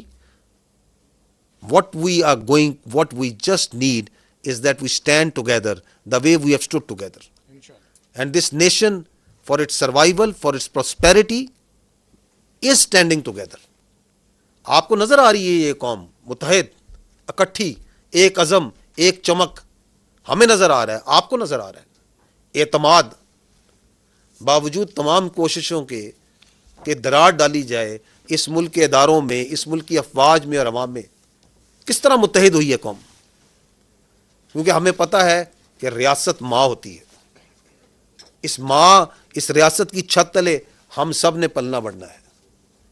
کوئی تھوڑا کم پل لے گا, کوئی تھوڑا زیادہ پڑھ لیتا ہے, کوئی امیر ہو جاتا ہے, کوئی غریب ہوتا ہے, جس طرح خاندان میں بھی فرق ہوتے ہیں. But doesn't make us that we start fighting with each other.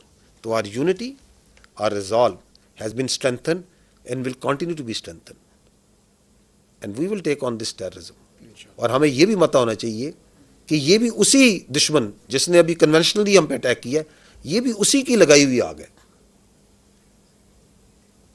یہ بھی اسی کی مکاری ہے.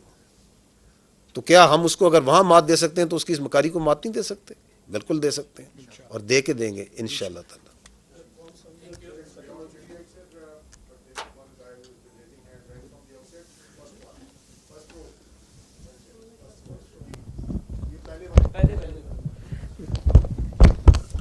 بشارت فاضل عباسی, ڈیلی جاب پاکستان سے.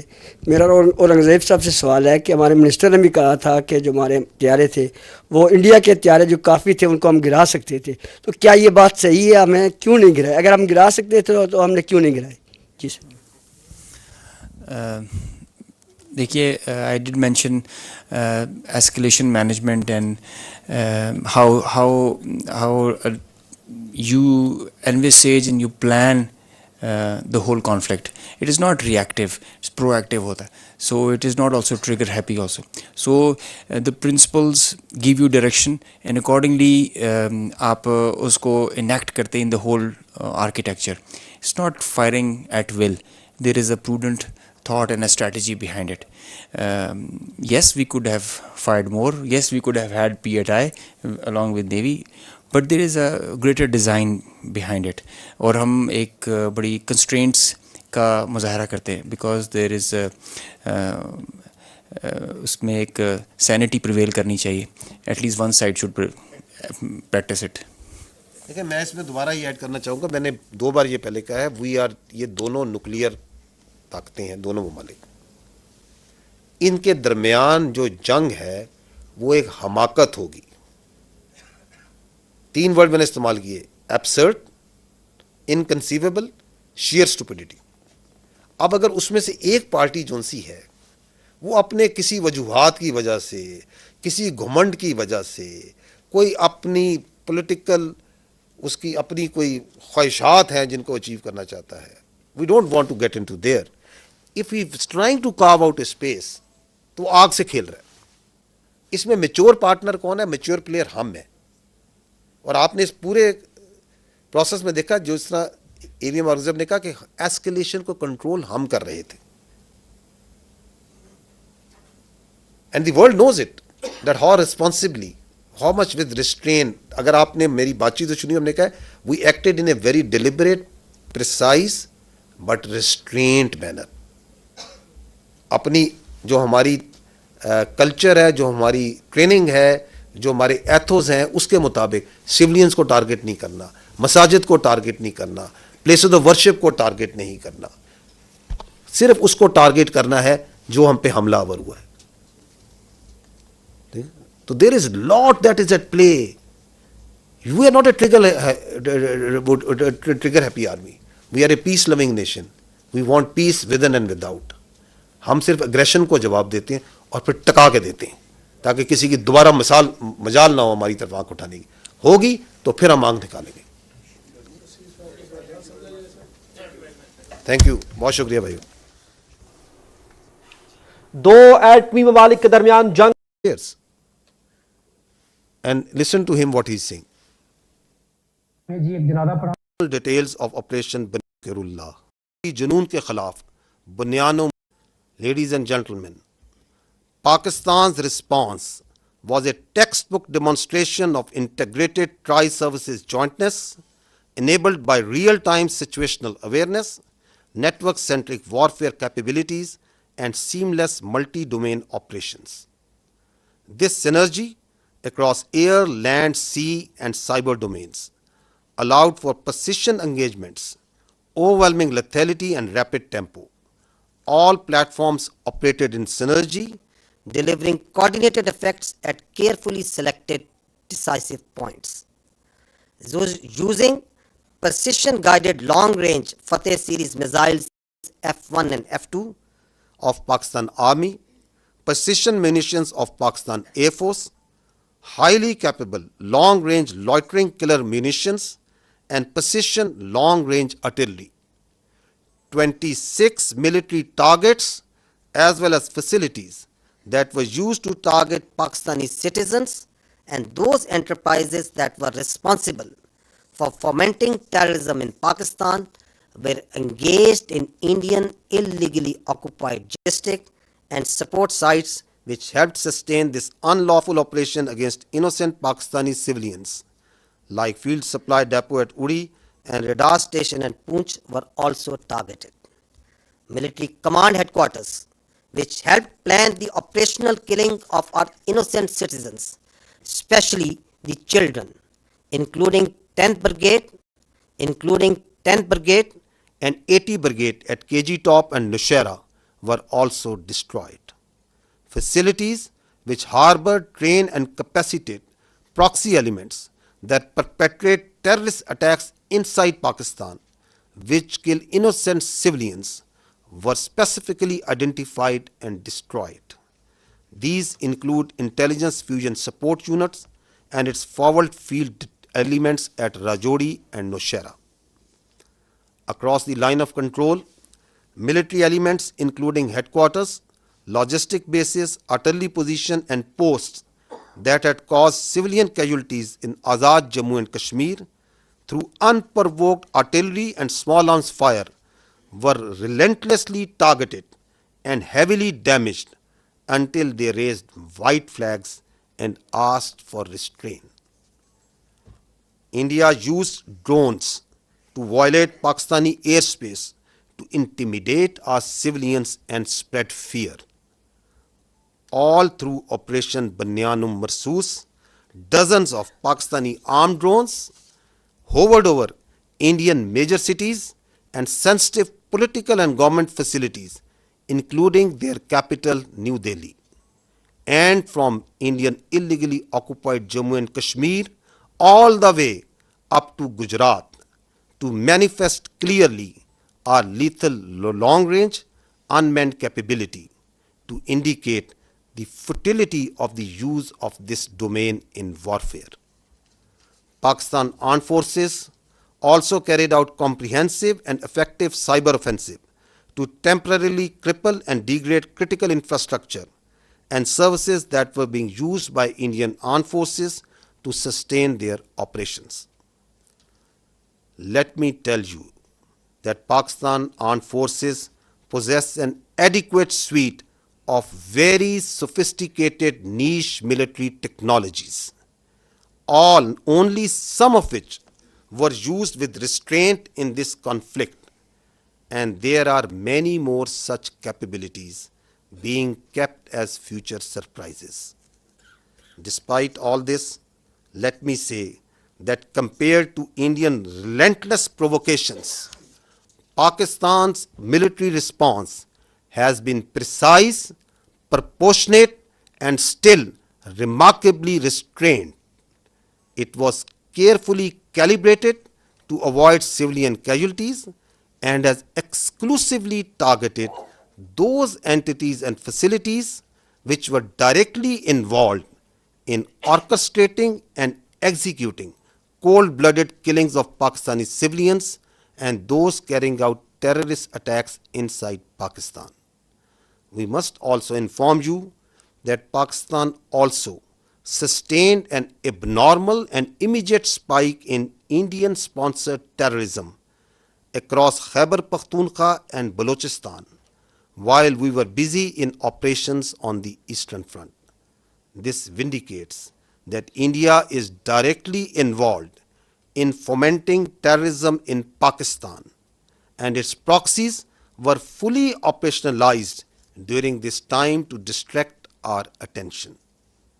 Pakistan Armed Forces are resilient, and simultaneously with the conduct of Operation Banyan Marsoos, we carried out most effective counter-terrorism operations in the western region without any pause. Operation Banyan Marsoos has been a great example of coming together of all elements of national power with overwhelming support of Pakistani public to effectively counter the threat to our national sovereignty and integrity and the threat to our great motherland. No one should have any doubt that whenever our sovereignty would be threatened and territorial integrity violated, the response would be comprehensive, retributive, and decisive. Pakistan Armed Forces thank and salute the Pakistani nation for its courage, resilience, and national fervor during this conflict. Let me finish with the Quranic verse from the Surah Anfal. وَيَمْكَرُونَ وَيَمْكَرُ اللَّهُ وَاللَّهُ خَيْرُ الْمَاكِرِينَ. They plan and Allah plans, and Allah is the best of planners. Pakistan Zindabad, Afaj Pakistan, Pindabad. Now, ladies and gentlemen, I will read out this statement in Urdu for our citizens of Pakistan in general. Bismillahirrahmanirrahim. آج میں آپ کو پاکستان کی مسلح افواج کے operation بنیان مرصوص کی کارروائی اور اس کے نتائج سے آگاہ کرنا چاہتا ہوں، جو بھارت کی بزدلانہ فوجی جارحیت کے جواب میں کیا گیا۔ یہ حملے 6 اور 7 مئی 2025 کی درمیانی شب شروع ہوئے، جن کے نتیجے میں معصوم شہری، جن میں خواتین، بچے اور بزرگ شامل تھے، شہید ہوئے۔ پاکستان نے بھارتی جارحیت اور ہمارے شہریوں کے بےہمانہ قتل پر انصاف اور انتقام کا وعدہ کیا تھا۔ الحمدللہ پاکستان کی مسلح افواج نے یہ وعدہ پورا کیا۔ میں سب سے پہلے رب ذوالجلال کا شکر ادا کرتا ہوں رب ذوالجلال کا شکر ادا کرتا ہوں جس کی بے پایاں رحمت، نصرت اور مدد ہمارے ساتھ رہی۔ اللہ تعالیٰ نے مومنوں کو حکم دیا ہے کہ جب ان پر ظلم ہو تو وہ جواب دیں۔ ہم اللہ کے حضور سجدہ ریز ہوتے ہیں کہ اس نے ہمیں اپنی عزم کو فیصلہ کن عمل میں ڈھالنے کی توفیق عطا فرمائی۔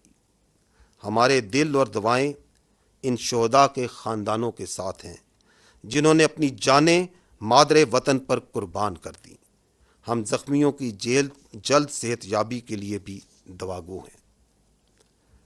ہم پاکستان کی مسلح افواج کے ہر آفیسر، سپاہی، ایئر مین اور سیلر کے بے حد مشکور ہیں، جنہوں نے اپنی جرت، پیشہ ورانہ مہارت اور قربانی سے میدان جنگ میں کامیابی کو ممکن بنایا۔ ہم پاکستان کی مسلح افواج پوری قوم، خصوصاً نوجوانوں کے جذبے، حوصلے اور بھرپور حمایت پر دل کی گہرائیوں سے شکر گزار ہیں، جنہوں نے مشکل ترین وقت میں ہمارے حوصلے کو کئی گنا بڑھایا۔ ہم پاکستان کے ان نوجوانوں کے بھی مقروض ہیں جو سائبر اور انفارمیشن کے محاذ پر صف اول کے سپاہی بنے۔ ہم پاکستان کے متحرک اور بہادر میڈیا کے بھی شکر گزار ہیں، جنہوں نے بھارت کے پروپیگنڈا اور جنگی جنون کے خلاف بنیان و مرصوص یعنی ایک آہنی دیوار کی طرح کھڑے ہوئے۔ ہم بلا تفریق تمام سیاسی جماعتوں کی قیادت کے بھی ممنون ہیں، جنہوں نے سیاسی اختلافات سے بالا تر ہو کر وطن کے دفاع میں متحد ہو کر افواج پاکستان کے شانہ بشانہ کھڑے ہونے کا بہترین مظاہرہ کیا۔ مسلح افواج بالخصوص پاکستان کے وزیر اعظم اور ان کی کابینہ کی قائدانہ صلاحیتوں اور جرأت مندانہ فیصلوں کی بھی قدردان ہیں، جنہوں نے ملک کو اس نازک موڑ پر درست سمت میں رہنمائی فراہم کی۔ خواتین و حضرات، اب میں آپ کو آپریشن بنیان مرصوص کی تفصیلات سے آگاہ کروں گا۔ پاکستان کا جواب ایک نصابی نمونہ تھا۔ جس میں تینوں افواج کی مکمل ہم آہنگی کے ساتھ حقیقی وقت پر صورتحال کی آگاہی، نیٹ ورک سینٹرک وارفیئر اور ملٹی ڈومین آپریشنز کی مکمل صلاحیت بروئے کار لائی گئی۔ زمین، فضا، سمندر اور سائبر سپیس میں مکمل ہم آہنگی سے اہم اہداف کو تباہ کیا گیا۔ پاکستان فوج کے F-1 اور F-2 دور مار کرنے والے میزائل، پاک فضائیہ کے جدید پریسائز منیشن، طویل فاصلے تک مار کرنے والے لوئٹرنگ ایمونیشن اور جدید پریسائز آرٹلری کے ذریعے بھارت کے 26 اہم فوجی اہداف کو نشانہ بنایا گیا۔ وہ تنصیبات جو پاکستانی شہریوں کو نشانہ بنانے کے لیے استعمال ہوئیں، اور وہ تنصیبات جو پاکستان میں دہشت گردی کو فروغ دینے میں استعمال ہوتی ہیں، اور ان تنصیبات کو نہ صرف بھارتی غیر قانونی زیر تسلط جموں و کشمیر میں بلکہ بھارت کے اندر بھی نشانہ بنایا گیا۔ نشانہ بنانے والے فضائی اور ہوائی اڈوں میں ایئر فورس اور ایویشن بیسز سورت گڑھ، سرسا، بھج، نالیا، آدم پور، بھٹنڈا، برنالہ، ہلواڑہ، اونتی پورہ، سری نگر، جموں، ادھم پور، مامون، امبالہ اور پٹھان کوٹ شامل تھے۔ بیاس اور نگروٹا میں موجود براموس میزائل کے ذخائر جو پاکستانی شہریوں پر حملوں میں استعمال ہوئے، ان کو تباہ کیا گیا۔ S-400 ایئر ڈیفنس سسٹم کو پاک فضائیہ نے بوجھ اور آدم پور میں نشانہ بنایا۔ اڑی میں فیلڈ سپلائی ڈیپو اور پونچھ میں ریڈار سٹیشن جیسے لاجسٹک اور سپورٹ مراکز کو بھی نشانہ بنایا گیا۔ KG ٹاپ اور نشیرہ میں موجود 10 بریگیڈ اور 80 بریگیڈ کی کمانڈ تنصیبات کو بھی تباہ کیا گیا۔ یہ وہ تنصیبات ہیں جہاں سے بلا اشتعال فائرنگ کر کے معصوم بچوں اور عورتوں کو نشانہ بنایا گیا۔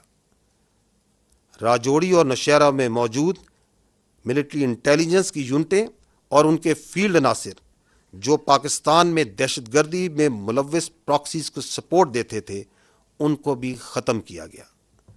لائن آف کنٹرول کے پار وہ تمام آرٹلری، لاجسٹک اور پوسٹیں جو آزاد جموں اینڈ کشمیر میں سولینز پر فائرنگ کرتی تھیں، ان پر شدید اور مسلسل جوابی کارروائی کی گئی، یہاں تک کہ انہوں نے سفید جھنڈے اٹھا لیے۔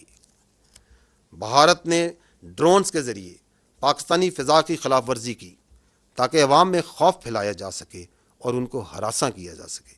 اس کے رد عمل میں آپریشن بنیان و مرصوص کے دوران پاکستان کی مسلح ڈرونز بھارت کے بڑے شہروں انکلوڈنگ دارالحکومت نیو دہلی اور اللیگلی آکوپائڈ جموں اینڈ کشمیر سے لے کر گجرات تک مسلسل پرواز کرتے رہے، تاکہ پاکستان کی صلاحیت کا نہ صرف اظہار کیا جا سکے اور بلکہ یہ بتایا جا سکے کہ اس ڈرونز کے ڈومین کا موجودہ وارفیئر میں کوئی فائدہ نہیں۔ پاکستانی فوج نے بھرپور سائبر حملے بھی کیے، جن کے نتیجے میں ان بھارتی اہم مواصلاتی اور انفراسٹرکچر نظام کو مفلوج کیا گیا جو کہ بھارتی افواج کے استعمال کر رہی تھی۔ یہ یاد رہے کہ پاکستانی افواج کے پاس ایسی کئی جدید جنگی صلاحیتیں موجود ہیں جن کا کچھ کا استعمال اس تنازع میں محدود سطح پر کیا گیا، اور کئی صلاحیتیں آئندہ کے لیے محفوظ رکھی گئی ہیں۔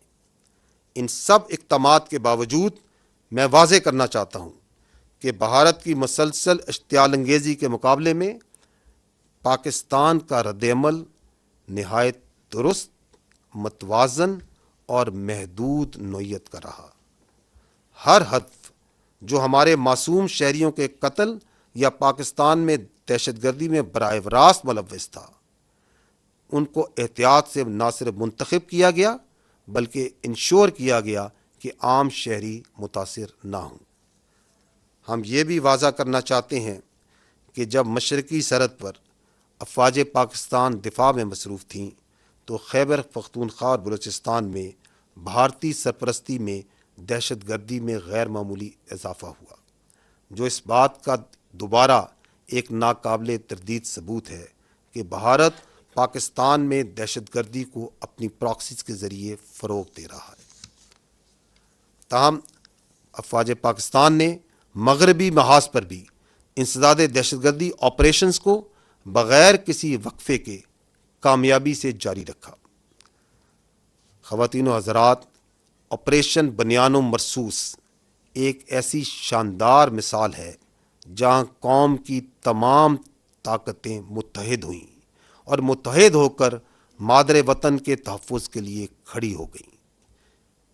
किसी को भी कोई शक नहीं होना चाहिए कि जब कभी हमारी खुद मुख्तारी या सरहदों की खिलाफ वर्जी की गई, हमारा रद्द अमल जामे, जवाबी और फैसला कुन होगा। अफ़वाज पाकिस्तान पाकिस्तानी कौम को उसके हौसले, अज़्म और हुब्बुल वतनी पर सलाम पेश करती है। और आखिर में मैं सूरह अनफ़ाल की इन आयात पर ख़त्म करना चाहूँगा, वयमकुरूना वयमकुरुल्लाहु वल्लाहु खैरुल माकिरीन। वो तो अपनी तदबीरें कर रहे थे और अल्लाह अपनी तदबीर कर रहा था, और वो सबसे मुस्तहकम तदबीर करने वाला है। पाकिस्तान जिंदाबाद, अफ़वाज पाकिस्तान पाइंदाबाद। अब मैं आपको इस ऑपरेशन की मज़ीद जुज़ियात से आगाह करने के लिए आपकी तवज्जो स्क्रीन की जानिब मकबूल कराना चाहूँगा।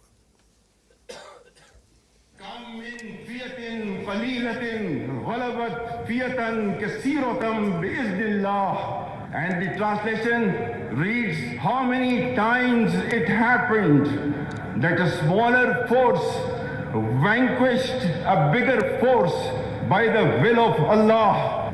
History has proven that the complete nation and its armed forces have always stood together with all their might against any act of aggression.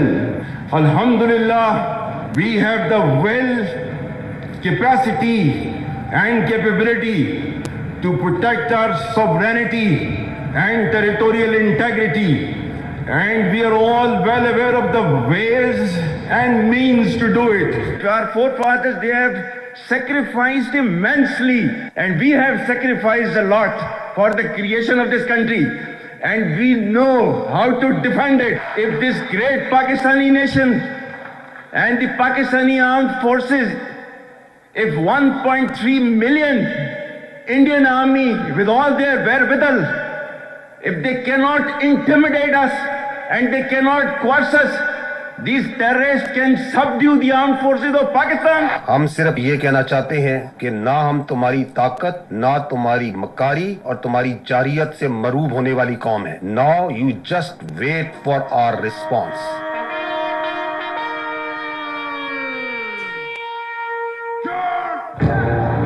Bismillahirrahmanirrahim. Today on 10th May at the time of Fajr, we have given a strong punch to our enemy. Alhamdulillah. Nare. Today is 10th May 2025 and this is a smashing response to a coward enemy, and it will inshallah continue.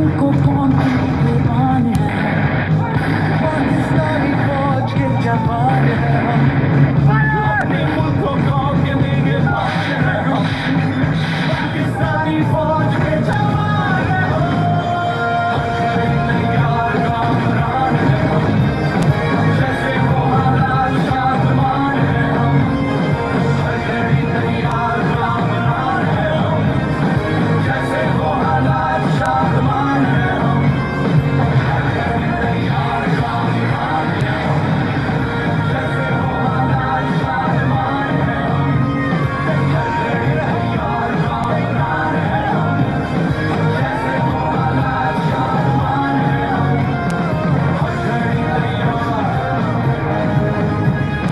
हर घड़ी तैयार है हम हर घड़ी तैयार हर घड़ी तैयार है हम You go to the next slide. If you remember, the armed forces of Pakistan promised you three things. We told you that we will give a befitting response to Indian aggression. We told you and we told the nation that, however, this response will be at the time, place, and method of our own choosing.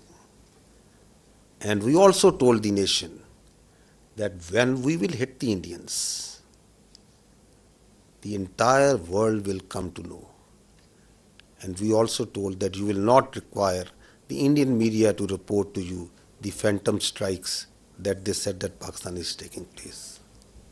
Didn't we tell you all these three things? We told you.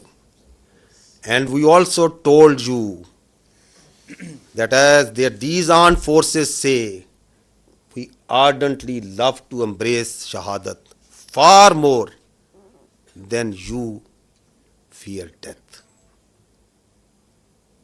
So, gentlemen, this is how it culminated. Now I will show you another clip which will tell you the story. Pakistan says the country has launched a retaliatory military operation against India. Operation Bunyan-ul-Marsus, which translates to a firm wall of lead, is targeting military facilities in India. We have seen this pattern of strikes in the morning, then retaliatory strikes at night. It is hard to imagine from this moment where I stand that New Delhi won't want to respond. Pakistan's army said an eye for an eye. It explained that the counter-offensive is ongoing and that it's targeting air bases in India from which missiles had been launched. Just after morning fresh, there were series of loud explosions were heard across Jammu and Kashmir, including Uri, Nagrota, Jammu, Udhampur, as well as the major cities of Srinagar and Jammu. Pakistan decided to launch a massive retaliation that included fixed-wing aircraft as well as drones and also cyber attacks. They hit 8 air bases inside of India and Indian-controlled Kashmir. Important distinction, these are India proper as well as in Indian-controlled Kashmir. And those air bases, one of them they say that they've hit a sophisticated air defense system, and another one that they say that they've taken out a missile storage tank. Pakistan's military says the strikes are in retaliation for what it calls Indian aggression. Islamabad claims it has hit multiple military targets near the line of control. Pakistan responded with a relentless, a massive barrage of missiles and rockets, they say, Pakistan says, into Indian military facilities, bases inside India, air bases, weapons storage, and along that disputed line of control in Kashmir against military bases there. They say that this, from the Pakistan perspective, their communications, how they were communicating with Secretary Rubio, that really put India on the back foot. It didn't know what had happened. India, according to Pakistan, reached out to Secretary Rubio, reached out to the Saudis, reached out to the Turks, reached out to others to find a diplomatic off-ramp, got engaged after that onslaught in diplomacy. but telling the mediators that they were going to go on a pause on the Indian side. घबराहट एक तो लोगों की नजर आ रही है क्योंकि तमाम एयरबेस ध्वस्त होते हुए नजर आ रहे हैं, आग के गोले में बदले हुए नजर आ रहे हैं। सबसे ज्यादा जो चर्चा है वो ये कि जब आप अपने एयरबेस को नहीं बचा सकते तो जनता को क्या बचाएंगे। बड़ी खबर निकल के सामने आ रही है, पठानकोट एयरबेस ते हमला होया है। जियां दादी के पठानकोट एयरबेस ते हमला होया, दूसरे पासे जम्मू एयरबेस ते हमला होया। ये पाकिस्तान की साइड से है, देखिएगा। अब हमें आवाज़ से ही पता लग जाता है, जो सीटी बजाता हुआ तेजी से आता है और हमारे करीब जोरदार आवाज़ के साथ फटता है, वो पाकिस्तान की तरफ से फेंका गया, पुंछ पर फेंका गया। देखिए उन्होंने जो किया है, पठानकोट, पठान हमारा आगे जिसको हम कहें एडवांस एयरबेस है, बहुत है। उन्होंने उधमपुर में किया है, ये किया है श्रीनगर के पास में किया है, अवंतीपुर में। सिरसा को आपने बताया एयरबेस है वहां पर, उसको उसने टारगेट किया है, और तो वो ड्रोन्स के साथ साथ अपनी बड़ी मिसाइल भी दाग रहा था। पूरी तरह से धमाकों की जो आवाजें हैं वो राजौरी, पुंछ के साथ साथ जम्मू के अलग अलग इलाकों में यहाँ पर सुनाई दे रही हैं। पाकिस्तान बिल्कुल आखिर में ये इस्तेमाल करेगा, और पाकिस्तान को शुरू में ही इस्तेमाल कर रहा है। और भी बहुत सारे मिसाइलों का जखीरा है, और इससे भी ज्यादा कारगर मिसाइल है। The attacks that have been coming in from the Pakistani forces, we saw how they lit up the entire border area all the way from the north in Kupwara, in Uri, where the ceasefire violations were taking place. Then we saw the drone strikes which were taking place in the Jammu area, all the way down to Bhuj. There were several attacks coming in from the Pakistan side, several drone strikes which were coming in from the Pakistan side. So again remember and see that didn't the whole world hear and report? Because that's what we promised. Your armed forces promised and delivered that. Now I would like to draw your attention to the next clip, that how the Indian Ministry of Defence itself reported this.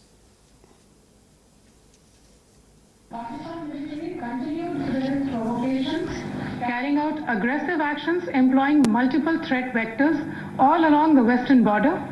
Pakistan employed UCAV, drones, long-range weapons, loitering munitions and fighter aircrafts to target military infrastructure. Pakistan military also resorted to air intrusions using drones and firing of heavy caliber weapons along the line of control. Air intrusion and several harassment attacks were also attempted from Srinagar till Nalia at more than 26 locations. Damage was sustained to equipment and personnel at Indian Air Force stations at Udhampur, Pathankot, Adhampur and Bhuj.